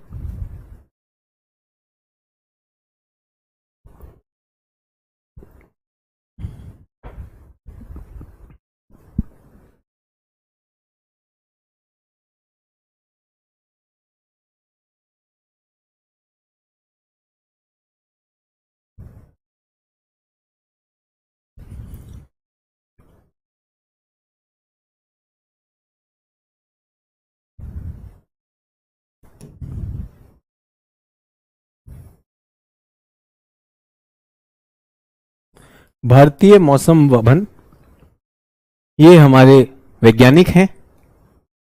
इन्होंने लिया एक गुब्बारा, और गुब्बारे पे लगा दिया थर्मोमीटर। क्या लगाया? थर्मोमीटर। और इस गुब्बारे को हवा में छोड़ दिया। ठीक है। थर्मोमीटर रीडिंग देता है, उनके पास पूरा का पूरा है। इसको मौसमी गुब्बारा कहते हैं, वेदर बैलून। इसको वेदर बैलून कहा जाता है। जो लोग नहीं जानते हैं, इस तरह से हमारा मौसम विज्ञान इस पर काम करता है। ठीक है। वो सुबह सुबह गुब्बारा छोड़ते हैं और वो पाते हैं कि जो औसत तापमान है पृथ्वी का 15 डिग्री सेल्सियस, जो हमारे वायुमंडल का औसत तापमान है, जैसे जैसे ऊंचाई पर जाता है तो वो तापमान कितना हो जाता है? 0 डिग्री, -15 डिग्री, -30 डिग्री। जैसे जैसे ये गुब्बारा जाएगा, यहां पर 15 डिग्री था, थोड़ा और ऊंचाई पर गया 0 डिग्री हो गया, फिर और ऊंचाई पर गया -15, और फिर गया ये। तो ये क्या हो रहा है? तापमान गिर रहा है। इसको कहते हैं ह्रास, लैप्स ऑफ टेम्परेचर। क्या मुझे अभी बताने की जरूरत है कि तापमान क्यों गिर रहा है? क्लियर है पूरी क्लास? पूरी क्लास को क्लियर है? सर पूरी 100 इकाई कैसे भेज देगा, कुछ एटमॉस्फेयर में भी रहेगा। कौशल अभी बता देता हूं, यहां तक क्लियर है सभी लोग? सर आपके अकॉर्डिंग तो टेम्परेचर घटना चाहिए लेकिन यहां बढ़ रहा है, इसीलिए तो बोला था होमवर्क करके आना है। सर सन से क्यों नहीं गर्म होता एटमॉस्फेयर? तो बेटा एक बात बताइए, सभी लोग ध्यान दीजिएगा, ये जो अजीब अजीब से सवाल करते हैं और जो कोई लॉजिक नहीं लगाता, सभी लोगों से कहना चाहता हूं, सभी लोग ध्यान दीजिएगा। आपने जीवन में कभी एक्सरे करवाया है या आपके परिवार में किसी का एक्सरे हुआ है? एक्सरे हुआ है? आपने कभी एक्सरे देखा है? सभी लोगों ने एक्सरे देखा है? और ये बिल्कुल वो वाली बात है कि हम कोई कल्पना नहीं करते, हमका कुछ नहीं पता, हम अभी पैदा हुए हैं। सभी लोग अगर एक्सरे देखते हैं तो एक्सरे इस तरह का आता है कि नहीं, कंकाल दिखाता है कि नहीं दिखाता है? हमारे शरीर का दिखाता है, इस तरह का एक्सरे होता है, हड्डी दिखाता है कि नहीं? वो एक्सरे ऐसा ही आता है कि नहीं आता? जब आपका एक्सरे फोटो खींचता है तो क्या आपकी मांसपेशियां दिखती हैं, केवल हड्डियां दिखती हैं? जल्दी बताइए, मांसपेशियां दिखती हैं, केवल हड्डियां दिखती हैं? जल्दी बताइए। एक्सरे में, एक्सरे में आपके होंठ भी दिखाई देते हैं, आपकी नाक भी दिखाई देती है, या केवल ये खोपड़ी दिखाई देती है?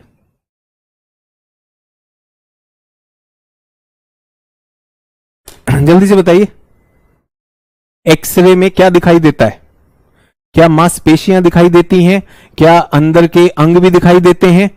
नहीं सर, केवल हड्डियां दिखाई देती हैं। क्यों बच्चों? क्योंकि एक्सरे बहुत ज्यादा लघु तरंग है, वो हमारे मांसपेशियों को काटते हुए चली जाती है, और जब हड्डी आती है तो हड्डी पर वो रुक जाती है। और पीछे क्या लगा हुआ है? पीछे आपकी एक्सरे की फिल्म लगी हुई है। तो इस तरह से मेरे अंदर एक्सरे घुसा, मेरी मांसपेशियों में तो घुस गया, उनको तो वो काट गया, लेकिन हड्डी पर वो रुक गया। जब मैं हटा तो यहां पर फोटो खिंच गई। ये होता है एक्सरे का सिद्धांत। आपके अंदर लघु किरणें डाली जाती हैं जो आपके शरीर को तो, मांसपेशियों को तो पार कर जाएंगी, हड्डी में रुकेंगी, तो हड्डी का पीछे शैडो, छाया ही आपका एक्सरे होता है। समझ में आया?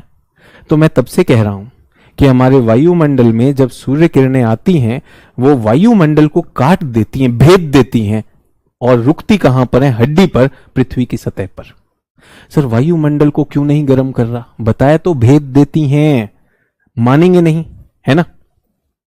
सर ओजोन को भी विभेदन करते हुए सनलाइट आता होगा जिसमें वो यूवी प्रेजेंट होता है। भाई जो भी बीच बीच में आएगा बच्चे, वो सारी चीज होंगी। ओजोन मंडल को भी भेदेगा, लेकिन ओजोन मंडल क्या करेगा? जब आप भेद रहे हो, आपके अंदर की पैराबैंगनी किरणों को रोक लेगा। ओजोन मंडल क्या, वो भी छलनी है, वो भी छलनी है, उसको भेदता हुआ निकल जाएगा, लेकिन उस छलनी में एक कण को वो रोक लेता है। समझ में आया? तो अगर आपको एक्सरे नहीं पता था तो आप भेदन कैसे समझेंगे? तो हमारे वायुमंडल को तो भेद गया, लेकिन पृथ्वी को नहीं भेद पाया। पृथ्वी पर अब रुक गया है, पृथ्वी गर्म हो गई है, उस गर्मी से हमारा वायुमंडल गर्म होता जा रहा है। यहां तक क्लियर है सभी लोग? ठीक है, सभी लोग क्लियर है? सागर कुमार अजीब से सवाल ना पूछें। तो सभी लोग, ये तापमान क्यों गिर रहा है? तापमान क्यों गिर रहा है? सर अभी तो आपने बताया, जैसे जैसे हम नीचे से ऊपर जाते हैं तो वो होता है क्योंकि वायुमंडल नीचे से गर्म होता है, नीचे से गर्म होता है। ये कौन करता है? ये सारी चीजें, ऐसा नहीं है किसी को सपने में आया, ना ना ना ना ना। हमारे जितने भी वेदर साइंसेज हैं वो सुबह जाकर ये काम करते हैं, और उनके पास ये आंकड़े होते हैं। एक दिन ऐसा हुआ कि ये गुब्बारा जब लगभग 13-14 किलोमीटर के ऊपर ऊंचाई पर पहुंचा, तो उसके बाद ये तापमान गिरना बंद हो गया। तापमान गिरना बंद हो गया। सभी लोग क्लियर? ठीक है। तो हमारे वेदरमैन ने क्या कहा, मौसम वैज्ञानिक ने क्या कहा? भैया थर्मामीटर खराब हो गया, कोई बात नहीं, अगली बार दूसरा थर्मामीटर यूज करूंगा। 13 किलोमीटर तक तो गिर रहा था, उसके बाद रुक गया। जैसे आपने बहुत से लोगों ने कहा कि सर फिर तापमान बढ़ता क्यों है? इनको जब पहली बार ये पता चला तो वो एकदम हैरान हो गए, स्तब्ध हो गए। उन्होंने कहा भाई कुछ गड़बड़ है। उन्होंने कहा थर्मामीटर खराब होगा। थर्मामीटर बदल के देखा, फिर से ऐसा आया। फिर अपने मित्र को फोन किया, भाई दिल्ली में जब छोड़ता हूं तो एक ऊंचाई के बाद थर्मामीटर जो है तापमान गिरने की जगह बढ़ने लगता है, तुम्हारे यहां भी होता है? बोला हाँ यार, ये तो बंबई में भी हो रहा है, ये तो पटना में भी हो रहा है। अब इस पे शोध किया गया, इस पर शोध किया गया और पाया गया, बोले गुब्बारा रोकना मत, जाने दो, देखे कितना ऊपर तक जाता है। देखे तो तापमान बढ़ने लगा। तो जिस बिंदु पर ये तापमान का गिरना रुकता है, उस बिंदु को क्या कहा गया? शोभ सीमा। और उसके नीचे के मंडल को क्या कहा गया? शोभ मंडल। और जहां तापमान बढ़ रहा था उसमें पता किया कि भाई पता करो कि क्यों तापमान बढ़ रहा है, पता करो कि तापमान बढ़ क्यों रहा है। तो मैंने कहा विज्ञान तो लॉजिक पर काम करता है। उन्होंने यहां चेक किया तो उन्हें मिला यहां पर एक गैस का बाहुल्य ओजोन गैस, ओजोन गैस का बाहुल्य। सर नोट्स पूरे लिखवाइए, यही नोट्स हैं, आपको पूरा का पूरा चित्र जो किताबों में ऐसे दिया होता है, किताबों में जो इस तरह से दिया होता है, समझाने की कोशिश कर रहा हूं। तापमान गिरा फिर अचानक क्यों बढ़ने लगा? क्योंकि ये जो पीला हिस्सा है ओजोन से। सर ओजोन में ऐसा क्या होता है जो तापमान बढ़ता है? तो मैं ओजोन एक रासायनिक प्रक्रिया है बच्चों।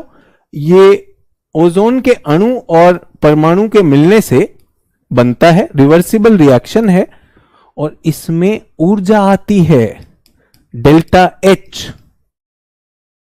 आपने सुना होगा अंग्रेजी में कहते हैं एक्सोथर्मिक रिएक्शन, ऐसी रासायनिक प्रक्रियाएं जिनमें ऊर्जा सृजित होती है। ओजोन का बनना, ओजोन की प्रक्रिया में ऊर्जा सृजित होती है। अरे सर ऊर्जा का मतलब तो तापमान होता है, तापमान का रहस्य उजागर हो गया। तो क्यों बढ़ता है यहां पर? आप सबको उत्तर मिल गया?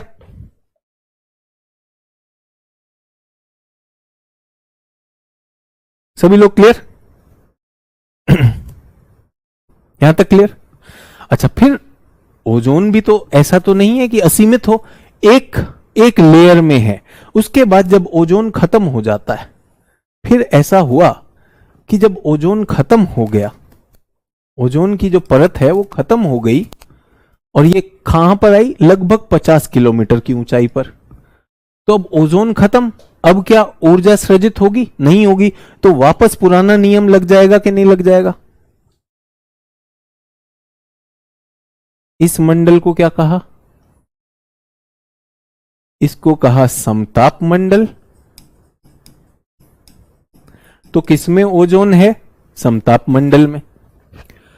किसमें नहीं है? मध्य मंडल में। किन दो मंडल में तापमान गिरता है ऊंचाई के साथ?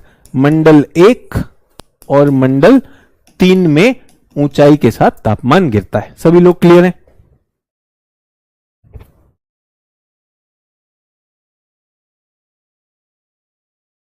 सभी लोग क्लियर? सर गुब्बारे में टेम्परेचर बढ़ रहा है या घट रहा है, नीचे से कैसे पता चलता है? अरे बताइए, हम यहां पर हैं, हम यहां से क्लास आप तक भेज पा रहे हैं, क्या एक गुब्बारे के पास एक इलेक्ट्रॉनिक चिप लगाकर क्या हमें उसकी रीडिंग नहीं आ सकती? बताइए कैसी बात कर दी यार। एक वायुयान, एक अंतरिक्ष यान अपनी जो है लोकेशन हमें भेज सकता है। सवाल पूछिए, देखिए कितना गहरा सवाल था, इस गहराई को देखिए आप, कि मतलब आईएएस बनना है तो सोचो, ये नहीं पूछ रहा है कि सर ये क्या बदलाव आ रहा है। सर वो जो गुब्बारा है सर वो कैसे नीचे तक भेज देता है? अरे तुम ब्लूटूथ से इधर का उधर मैसेज भेज लेते हो भाई, कह रहा गुब्बारा कैसे? और ये कहानी नहीं सुनाता हूं, ये सुबह सुबह काम होता है, रेडियो साउंड इसको कहा जाता है। मैंने कहा ना, एक छात्र ने बहुत मजे मजे में लिखा, आता नहीं होगा इसलिए जवाब नहीं दे रहे। ये रेडियो साउंड सुबह सुबह छोड़े मौसम भवन से, मौसम भवन से बहुत सारे इनाम मिले मुझे वो सब काम करने के लिए। सर को आता नहीं है इसलिए आज बता नहीं रहे। बहुत बढ़िया है सर। गुब्बारा, ये सच में सोच रहा गुब्बारा, नारंगी सा गुब्बारा छोड़ रहे होंगे। अरे वो बचपन वाला गुब्बारा नहीं, वेदर बैलून है भाई, इसको रेडियो साउंड कहते हैं। ठीक है, चलिए आगे बढ़ते हैं। तो बच्चों पहले तो आपको जो होमवर्क दिया था ये समझ में आया या नहीं आया, ये जो इस तरह से क्रम बन रहा है। ठीक है, सबसे ज्यादा गैसें कहां पर हैं? सबसे ज्यादा गैसें बच्चों यहां पर हैं, इसी मंडल में सब कुछ है। इसे क्या कहा जाता है? इसे शोभ मंडल कहा जाता है। ठीक है, आकाश ने कहा सर ओजोन से कैसे टेम्परेचर बढ़ता है? दिक्कत यह है आकाश, मुझे नहीं पता आपका बैकग्राउंड क्या है और आपने मेरी बात भी नहीं सुनी। कुछ ऐसी रासायनिक प्रक्रियाएं होती हैं जिसमें ऊर्जा का सृजन होता है। आपको अगर उदाहरण चाहिए, अपने हाथ में सर्फ लेना या वो एरियल आता है ना, कपड़े धोने का जो पाउडर आता है, डिटर्जेंट पाउडर, उसको मुट्ठी भर लेकर हाथ को पानी में डुबो लेना, थोड़ी देर में आपके हाथ में गर्म महसूस होने लगेगा। वो प्रक्रिया एक्सोथर्मिक है, ऊर्जा सृजन करने वाली प्रक्रिया। ठीक है, ये मैंने बताया था। लेकिन सर ओजोन से तापमान कैसे बढ़ता है? बेटा मैंने वही कहा ना, स्कूल में हमने कभी नहीं देखा रिएक्शन क्या होती है, तब कई नोट्स लेकर पास हो गए। तो मैं तो आपको व्यवहारिक चीज बता रहा हूं। कभी भी देखिएगा, एक मुट्ठी भर डिटर्जेंट लीजिए, बस पानी में ऐसे हाथ भिगो लीजिए, थोड़ी देर में आपके हाथ में गर्माहट आने लगेगी। उसे कहा जाता है एक्सोथर्मिक रिएक्शन। ठीक है, चलिए, तो यहां तक आ गया बच्चों। तो ये तापमान गिर रहा है। तापमान के गिरने को क्या कहते हैं? ह्रास कहते हैं। तापमान के गिरने को लैप्स कहा जाता है। तो हमारे मौसम वैज्ञानिकों के पास तो पूरा का पूरा टेम्परेचर आ रहा है, तो उन्होंने देखा कि ये जो तापमान गिर रहा है, फॉल ऑफ टेम्परेचर, ह्रास, इसकी दर क्या है? दर मतलब रेट, किस गति से ये कम होता है। तो उन्होंने पाया कि हर 163 मीटर पर 1 डिग्री सेल्सियस औसत तापमान गिर जाता है।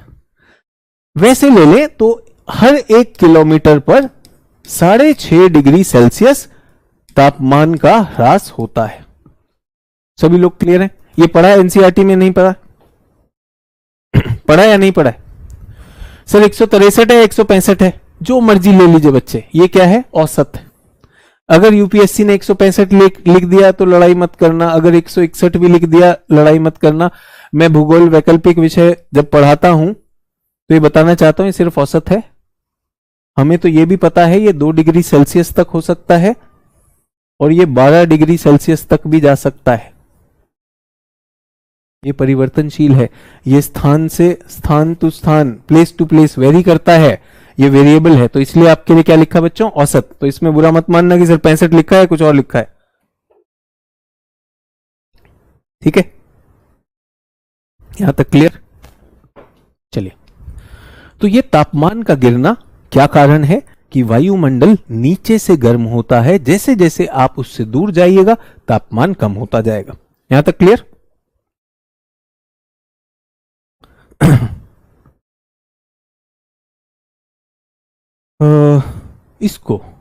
इसको जब हम समताप मंडल में जाते हैं,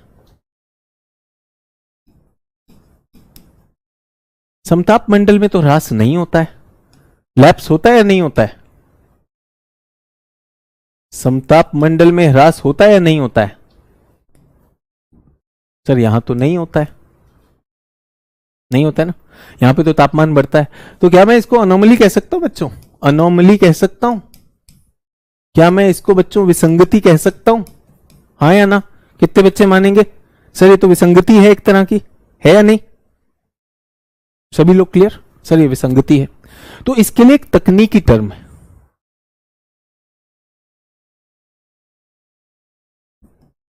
विलोम ह्रास दर, नेगेटिव या इनवर्टेड लैप्स रेट। ये तकनीकी चीजें हैं, ये परीक्षा में चुनौती ये देती हैं, इसलिए समझा रहा हूं। ये जब ऊंचाई के साथ तापमान बढ़े, जब ऊंचाई के साथ तापमान बढ़े तो उसको नेगेटिव लैप्स रेट कहते हैं। इसको टेम्परेचर इन्वर्जन भी कहा जाता है। कई बार इस पर प्रश्न आया है कि ये टेम्परेचर इन्वर्जन क्या है, विलोम ह्रास दर क्या है। ठीक है, क्लियर सभी लोग? तो आज हम क्या बात कर रहे हैं बच्चों? तापमान की बात करें। जब आप एनसीईआरटी में पढ़ेंगे तो ये थोड़ी सी चुनौती लग सकती है, इसलिए मैंने सोचा कि आप लोगों को इसके बारे में बताऊं और ये आप समझ सकें। ठीक है, शोभ मंडल चाहे तो लिख ले, चाहे तो समझ लें, वैसे एनसीईआरटी में एज इट इज लिखा हुआ है। शोभ मंडल की सीमा, शोभ मंडल जो सबसे नीचे वाला मंडल है, इसको ट्रोपोस्फियर कहते हैं। शोभ मंडल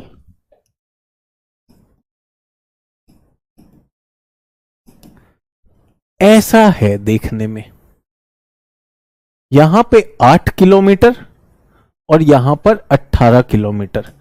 इसकी मोटाई, इसकी जो चौड़ाई है, अगर ये जीरो ग्राउंड ले ले उससे 8 से 18 में पाया जाता है। 8 कहां पर है? ध्रुवों पर। और 18 कहां पर है? विषुवत पर। तो प्रश्न आता है कि शोभ मंडल कहां पर मोटा है? मोटा कहां पर है? कहां ज्यादा इसकी चौड़ाई है? उत्तर क्या हो गया? विषुवत रेखा पर। और कहां पर ये कम है? 8 किलोमीटर ध्रुवों पर। इसकी औसत ऊंचाई, औसत यहां कहीं पर होगी, औसत ऊंचाई 13 किलोमीटर मानी जाती है। ठीक है। प्रश्न आता है कि विषुवत रेखा पर यह उठा हुआ क्यों है? लॉजिक लगाना है, कोई चीज होगी जो इसको उठा रही है। ठीक है। और ध्रुवों पे कोई चीज होगी जो उसे संकुचित कर रही है। कौन बताएगा? जल्दी बताइए।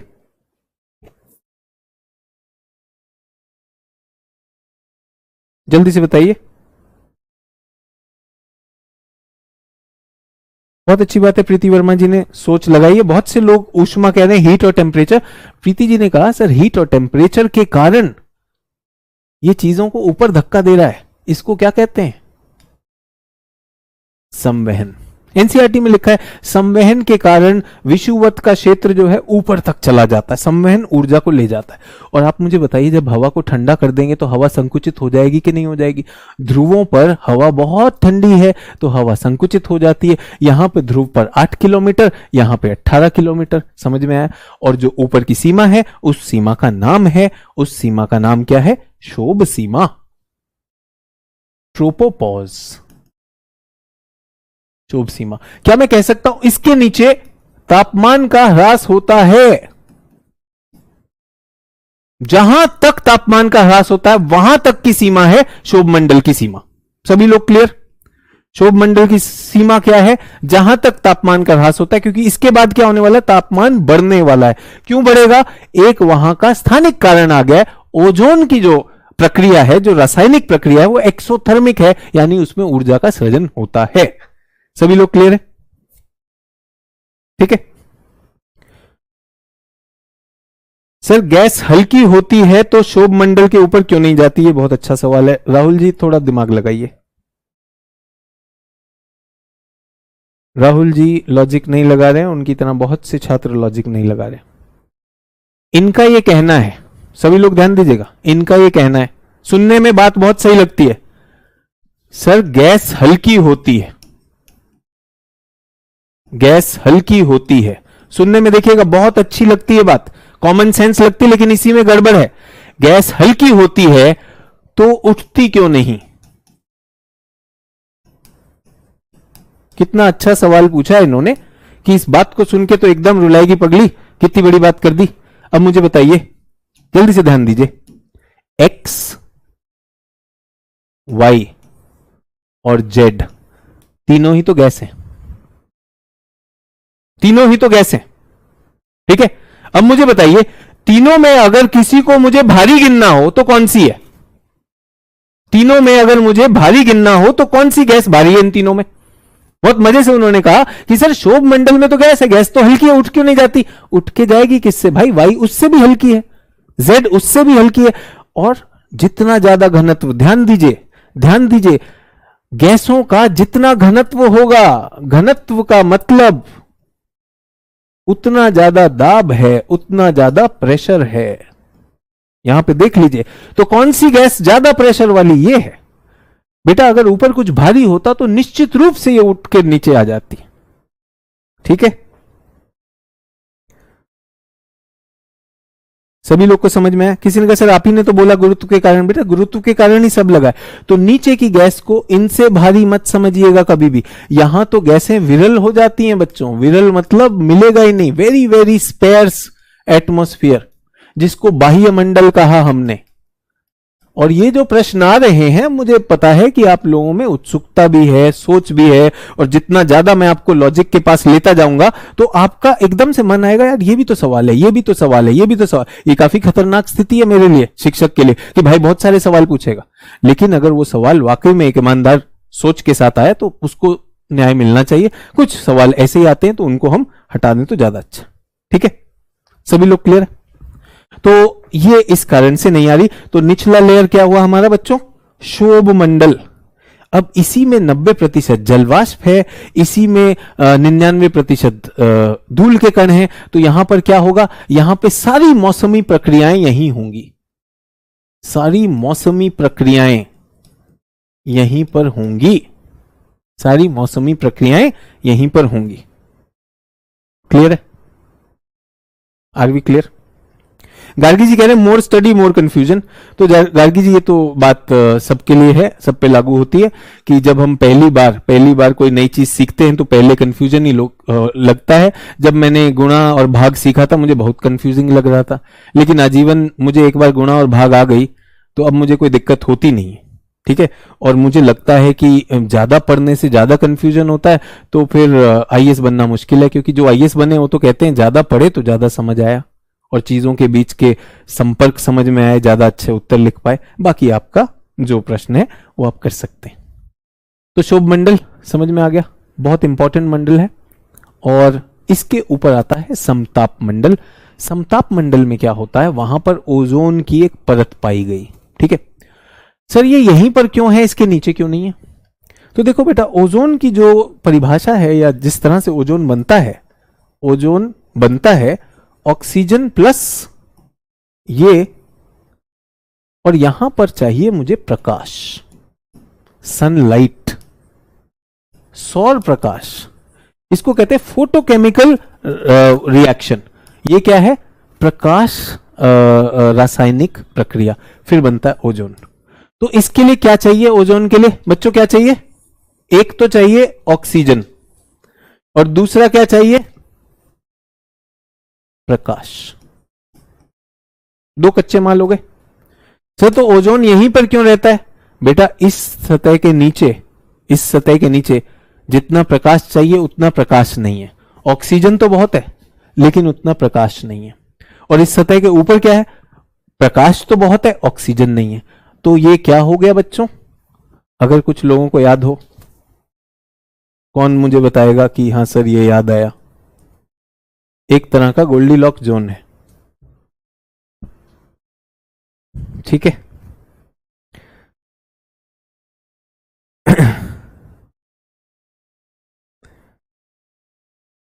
वसीम साहब कह रहे हैं द्रव्यों पर गुरुत्व नहीं लगता। क्यों नहीं लगता भाई? द्रव्यों पर गुरुत्व क्यों नहीं लगेगा? द्रव्यों पर गुरुत्व क्यों नहीं लगेगा? साइकिल में ट्यूब होती है ना, टायर में ट्यूब होती है, सभी लोग ध्यान दीजिएगा। टायर में ट्यूब होती है, ट्यूब का वजन नापा जा सकता है, ट्यूब का वजन नाप सकते हैं। साइकिल के टायर की ट्यूब का वजन नाप सकते हैं। वजन का मतलब गुरुत्व लग रहा होगा तभी है। एक काम करिएगा, अगली बार उस ट्यूब में हवा भर दीजिएगा और हवा भरने के बाद वजन नापिएगा, वो वजन ज्यादा आएगा। बोला द्रव्यों का तो सर उनपे तो ग्रेविटी नहीं लगती। कौन सा विज्ञान लगा रहे हो बच्चे, है ना? इसके नीचे उतना प्रकाश नहीं है कि इससे प्रकाश वो रिएक्शन हो सके। ऑक्सीजन तो बहुत है, इसके ऊपर ऑक्सीजन विरल हो जाता है। तो जस्ट एक राइट अमाउंट है, दोनों का सही समीकरण बना और उस मंडल को ही हमने कह दिया भाई देखो मैक्सिमम ओजोन की पट्टी है। सर क्या यहीं पे, क्या इसकी थोड़ी ऊंचाई ऊपर नीचे हो? ये सब ऊपर नीचे हो सकते हैं, ऐसा नहीं है कि वहां गए और गिन के जो है 13 किलोमीटर ही निकलेगा। ये बनते रहते हैं और चीजें बदलती रहती हैं। सभी लोग मेरे साथ? फिर मैंने कहा अगर मुझे एनसीईआरटी ही बतानी होती तो फिर वो एनसीईआरटी क्लास बन जाती। मेरा काम तो ये है ना कि यूपीएससी जो पूछती है कि भाई ओजोन कैसे बना, यहां पे क्यों तापमान हो रहा है, विलोम ह्रास दर क्या है, instead of falling the temperature starts increasing, वो सारी चीजें हैं। ठीक है, तो आपसे बस एक अनुरोध रहता है कि घर जाके एनसीईआरटी जरूर पढ़ें। ट्रोपोस्फियर सबसे निचला लेयर है, सारी वेदर फिनोमिना यहीं पर होती हैं, 8 से 18 किलोमीटर। समताप मंडल में क्या है? समताप मंडल में समताप मंडल में हमारा ओजोन आ गया और यहां पर तापमान बढ़ता है। जब हम आते हैं मध्य मंडल में, मध्य मंडल में बच्चों मामला खत्म हो चुका है। अब यहां पे गैसें बहुत कम हो गई हैं। मैंने कहा ना गैस खत्म हो जाती, भाई ऑक्सीजन ही नहीं है, बहुत विरल हो गया है। यहां पर पहुंचे तो बहुत विरल हो गया, बहुत ही कम है। तो जो बाहर से जो चीजें आ रही है ना, इसके ऊपर तो यहां तो हमारे मॉलिक्यूल ही बहुत कम हो गए। जब मध्य मंडल में आता है तो जो बाहर से कोई उल्का आती है तो वो यहां पर जलना शुरू होती है, उससे बनते हैं ये उल्का पिंड। समझ में आ गया? ये चित्र हमें बहुत सी चीजें बताता है। चलिए, ऑक्सीजन प्लस सनलाइट मैंने किसी परीक्षा में देखा बेटा, ओजोन पे तो बहुत सारे प्रश्न आते हैं। और मैंने आपको बताया था एक हमारे भूचुंबकत्व से जो ऑरोरा बनते हैं, जो सुंदर रोशनी बनती है, कौन से मंडल में बनती है? थर्मोस्फियर। थर्मोस्फियर हमारा आयन मंडल है। आयन मंडल क्या होता है कल बताऊंगा।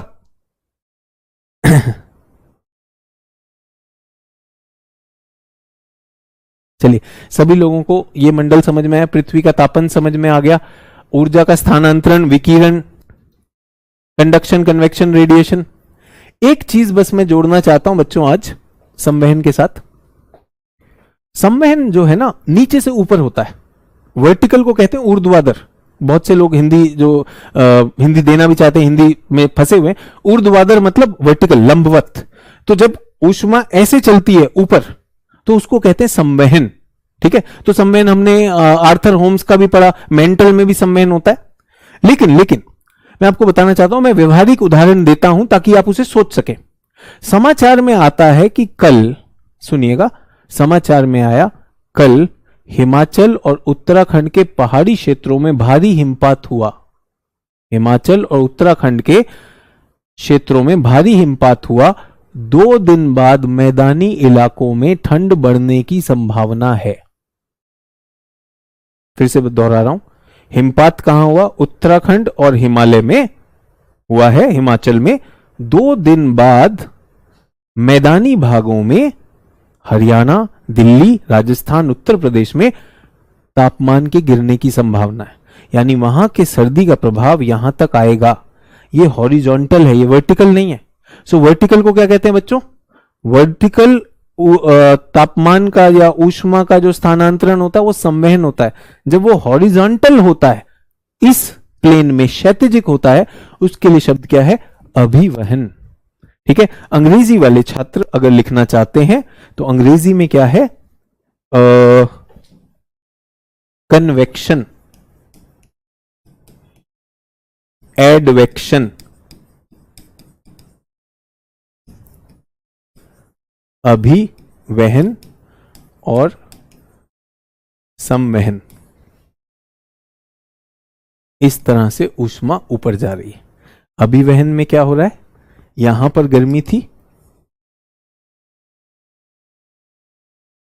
तो ये क्या है? हॉरिजॉन्टल, क्षैतिजिक। और ये क्या है?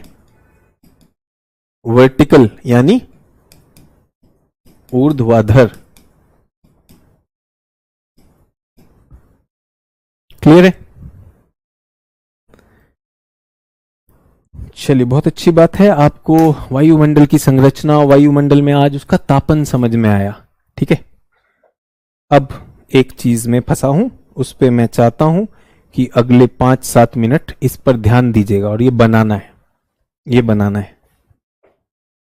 ठीक है, थोड़े शब्द भी सिखा दिए और एक अच्छी सी चीज करने वाले हम।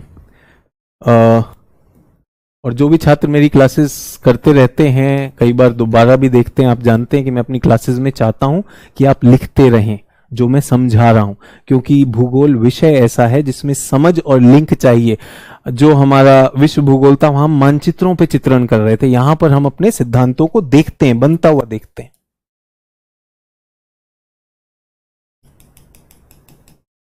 ध्यान दीजिएगा, एरो बनाने 100 इकाई, पहले लिख लीजिए, 100 इकाई, 35 इकाई, 35 गए तो कितने बचे? 65। 65 में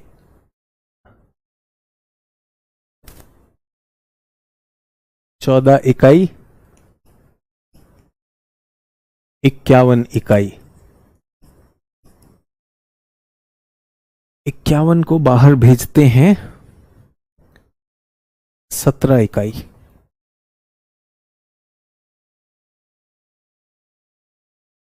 ठीक है, और इधर भेजते हैं 34 इकाई। 17 और 34 को पकड़ लेते हैं, 14 और 34, और इनको बाहर करते हैं। ये कितनी बनी? 14 और 34 बनी 48 इकाई।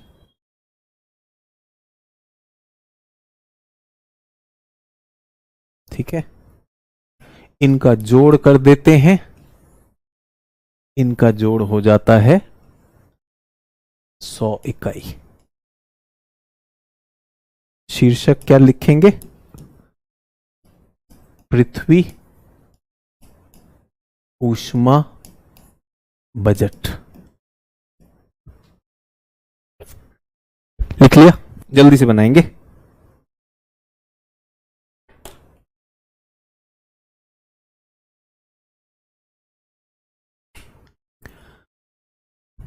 कुछ तीर आ रहे हैं, तो सूर्य से सूर्य तप कितना आया?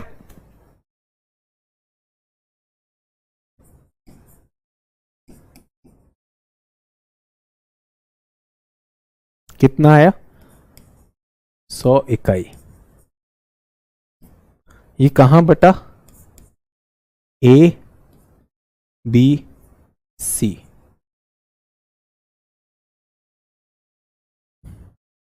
बना लिया? अब मैं समझाने वाला हूं, चिंता मत करो। कुछ लोग कह रहे हैं सर दिखाई नहीं दे रहा।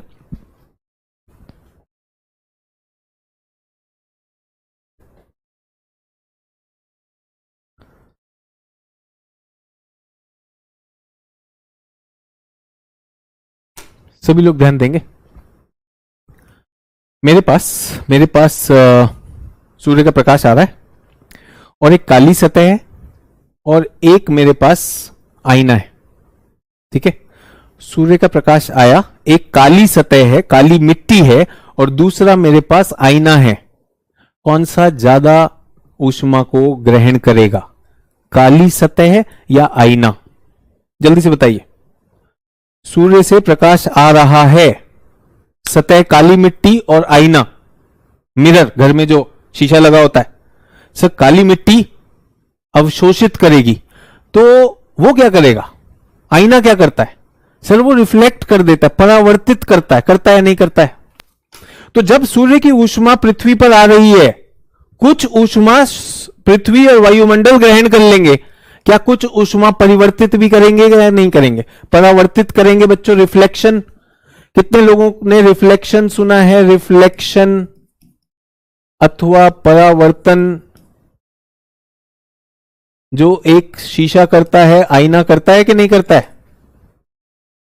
परावर्तन में आप ऊर्जा ग्रहण नहीं करते, उस ऊर्जा को लौटा देते हैं। समझ में आया? ठीक है। सो अगर किसी चीज के पास ऊर्जा जाएगी तो कुछ तो वो सोख लेगा, अवशोषित कर लेगा, और कुछ हिस्सा वो परावर्तित कर देगा। मैं बताना चाहता हूं, पृथ्वी का पूरा वायुमंडल, पृथ्वी की सतह पे कहीं बर्फ है ना, बर्फ की चोटियां हैं, पहाड़ों पर बर्फ है, ध्रुवों पर बर्फ है। बर्फ पर अगर प्रकाश मारोगे तो वो प्रकाश परावर्तित हो जाएगा। बर्फ सोखती नहीं है, बर्फ प्रकाश को परावर्तित कर देगा। बादलों के ऊपर भी, एकदम सफेद बादल पर जब प्रकाश आता है तो आंखें चुंधिया जाती हैं, परावर्तित करता है, लेकिन काली चीज उसे ले लेती है। ये जो परावर्तन की, जो पृथ्वी का जो परावर्तन है वो कितना है, उसके लिए एक शब्द है एल्बिडो। एल्बिडो। एल्बिडो क्या है? लिख दूं? एल्बिडो हिंदी में भी लिख रहा हूं।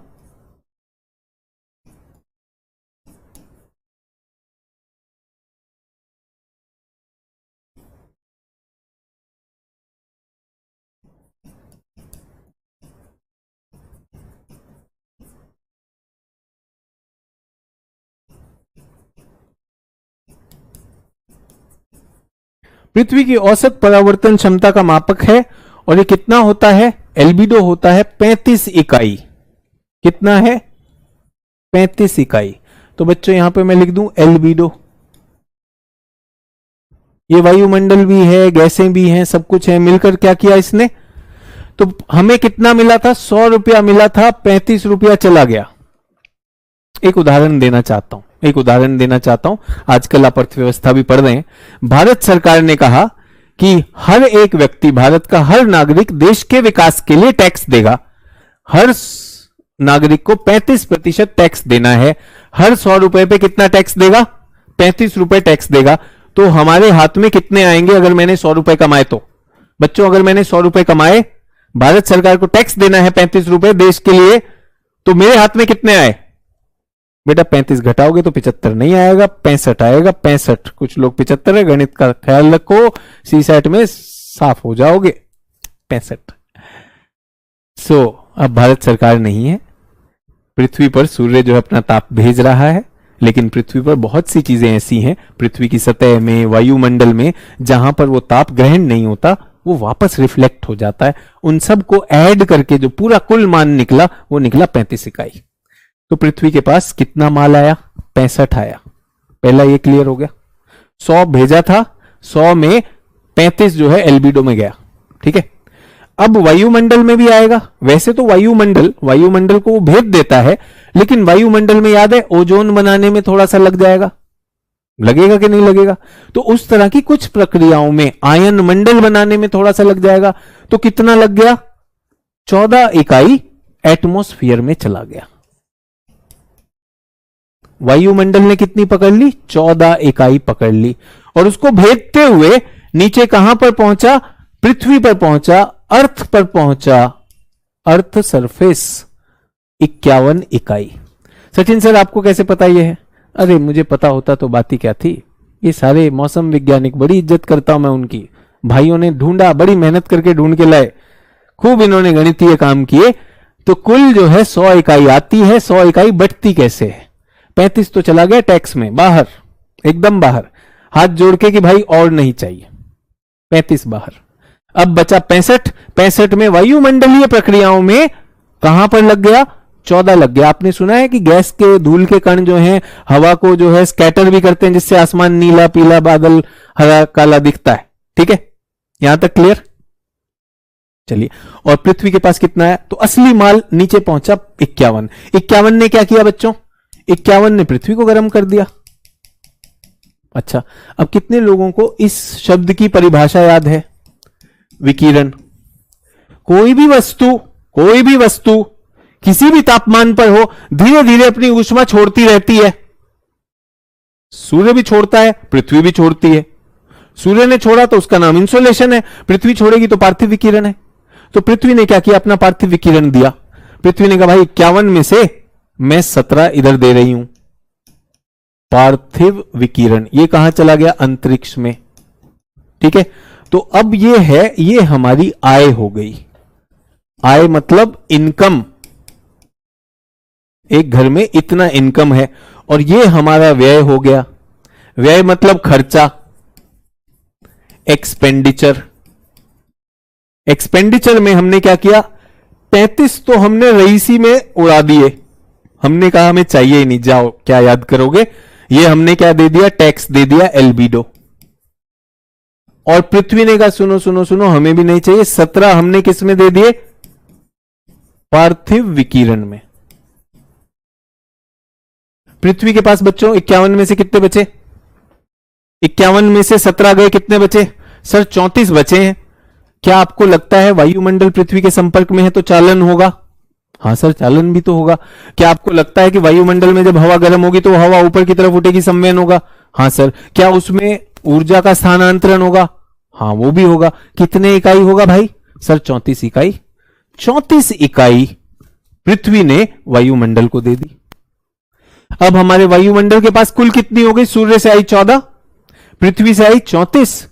ये भी तो विकिरण करेगा। विकिरण तो सभी करते हैं, जिसके पास भी ऊष्मा होती है वो विकिरण करता है। तो इसके पास 48 थे, इसने 48 छोड़ दिए। ये क्या है? ये एटमॉस्फेरिक है, वायुमंडलीय विकिरण है। अच्छा, वायुमंडल के पास भी तो था सर 48, ये वायुमंडल से आ गया। सो कुल खर्चा कितना हुआ? 35, 17, 48, 100। आय कितनी थी? 100। जितना आया उतना गया। इसको क्या कहते हैं? पृथ्वी का ऊष्मा बजट। ठीक है सर, क्या ये याद करने हैं फिगर? अगर भूल गए तो यार, मैं जब पहली बार देख रहा था ना, मुझे 17 का पहाड़ा याद आया इसको देखकर कि भाई 17 याद कर लो, 51 आया, 51 से 17 बाहर जाएगा, 17 दूनी 34, थोड़ा सा ये था। और मैंने सरकार का टैक्स याद कर लिया था, 35% सरकार टैक्स काटती है। उसके बाद आजीवन कभी भूला ही नहीं। अब बाकी आप सोच लीजिए, ठीक है। जहाना पूछ रही सर एग्जाम में पूछेंगे क्या? बिल्कुल। हीट बजट पे तो बहुत सारी बातें आती हैं। तो हीट बजट आपको ऐसा नहीं है कि आपको इकाई याद करनी है, आपसे एल्बिडो पे प्रश्न आ सकते हैं। किसका एल्बिडो ज्यादा है, स्नो का, बर्फ का या काली मिट्टी का? किसका एल्बिडो ज्यादा है, बर्फ का या पादपों का? तो इस तरह से प्रश्न पूछे जाते हैं। सभी लोग क्लियर है? अच्छा, इसमें एक चीज बताना चाहता हूं, आप लोग जो खाते हैं वो खाना आपको ऊर्जा देता है, लेकिन उसमें कुछ वेस्ट भी होता है ना, वेस्ट आप फिर निकाल देते हैं। अगर आपका वेस्ट निकलना बंद हो जाए, हुआ था वो कौन सी फिल्म थी, अमिताभ बच्चन थे पीकू में, उनका वेस्ट नहीं निकलता था, तो जीवन समस्याग्रस्त हो जाएगा कि नहीं हो जाएगा? हो जाएगा। सर अब खाना नहीं खाया जाता क्योंकि सर बाद में जो है ना अपशिष्ट निवारण नहीं हो पा रहा है ना। सारी दुनिया में चूरन की गोलियां इसीलिए बेची जा रही हैं।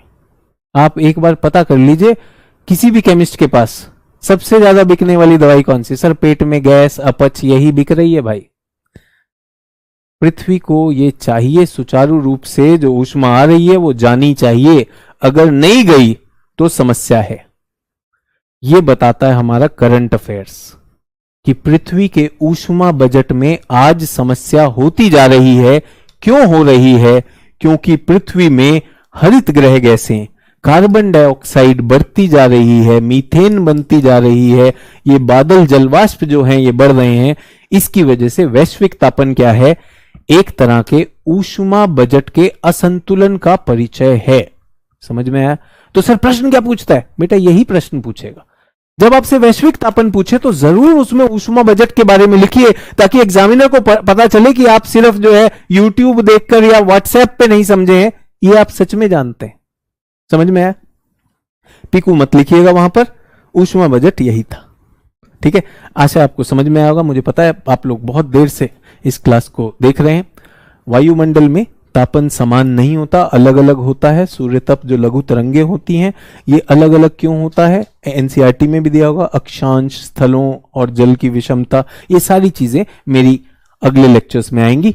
विश्व की तापीय पेटियों की हमें बात करनी थी, तो विश्व जो है दुनिया में तापमान समान रूप से नहीं हो रहा है। कौन सी पेटी पे ज्यादा आ रहा है? इस पर ज्यादा आ रहा है, इस पर थोड़ा कम और यहां सबसे कम। आपको 3 पेटियां दिखाई दे रही है, नासा की पिक्चर है ये, नासा की लाइव पिक्चर है जो दिखाता है कि विषुवत की जो पेटी है यहां पर ज्यादा गर्मी है, यहां पर कम गर्मी है, यहां पर ये। इसको क्या कहा जाता है? इसको कहा जाता है अक्षांशीय हीट बजट। ये एनसीईआरटी में कठिन है, तो आप सबसे अनुरोध है आज हीट बजट पढ़ेंगे। आज तापमान से जुड़ा हुआ चैप्टर, मेरे ख्याल से चैप्टर नंबर 8 जो है तापमान से जुड़ा हुआ है, उस चैप्टर को देखेंगे।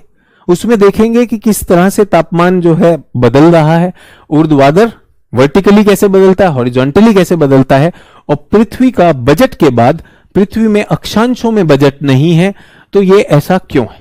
और कल मैं इसको और समझाऊंगा, और फिर इसके बाद हम ताप से पहुंचेंगे दाब में, और दाब से हम जाएंगे पवनों में। सभी लोग क्लियर? और ये ऐसी चीजें हैं जो एक के साथ एक जुड़ी हुई हैं। अचानक आप किसी भी क्लास में आएंगे, कोई लिंक नहीं जोड़ पाएंगे तो गड़बड़ हो जाएगी बेटा। मैंने कहा भूगोल लॉजिक पर चलता है, और किसी छात्र ने एक बहुत ही अभद्र सी बात लिखी थी, जो भी भाषा थी वो बहुत ही गलत थी, मेरे प्रति नहीं थी, मतलब वो बात ही किसी बहुत ही गलत उसमें थी। अनुरोध है कि इस अवसर को जो केजीएस आपके लिए लाया है, अच्छी गुणवत्ता वाली शिक्षक, उसका लाभ उठाएं। ये सब ऐसी बात करेंगे तो बहुत अच्छी बात नहीं लगती। ठीक है सर, जब पृथ्वी ऊष्मा विकिरण पूरी कर देती है तो पृथ्वी की सतह पर कौन सी ऊष्मा आती है? बेटा अभी भी सूर्य चमक रहा है, निरंतर आ रही है ना, निरंतर आ रही है। ये तो ऐसी बात हो गई कि आप सुबह सुबह जो है पेट खाली करने गए, उसके बाद जान निकल गई क्योंकि अब तो अंदर कुछ था ही नहीं। अरे निरंतर आ रहा है यार। कह रहे सर अगर वो पूरा छोड़ देगी तो जिएगी कैसे? निरंतर, ये तो निरंतर चल रहा है ना बच्चे, एक जगह आपके यहाँ रात हुई तो इसका मतलब ये थोड़ी है कि बाकी जगह नहीं होगी। तो आशा है आपको रुचि भी आ रही होगी, और मैंने इसीलिए कहा कि जितना भी ज्यादा आप अपने आसपास की चीजों से रिलेट कर पाएंगे उतना ज्यादा मौसम समझ पाएंगे, क्योंकि ये गंधहीन है, ये दिखाई भी नहीं देता, इसमें अनुमान लगाना होता है। बहुत बहुत धन्यवाद, आप सबने मेरी बातों में इतने अच्छे से पार्टिसिपेट किया, बहुत से उत्तर दिए, सही गलत जो भी हैं, और धीरे धीरे आपका ज्ञानवर्धन भी होगा और परीक्षा से जुड़ी बहुत सी चीजें आप वहां पर सही हल कर पाएंगे। धन्यवाद, कल मिलते हैं। जय हिंद।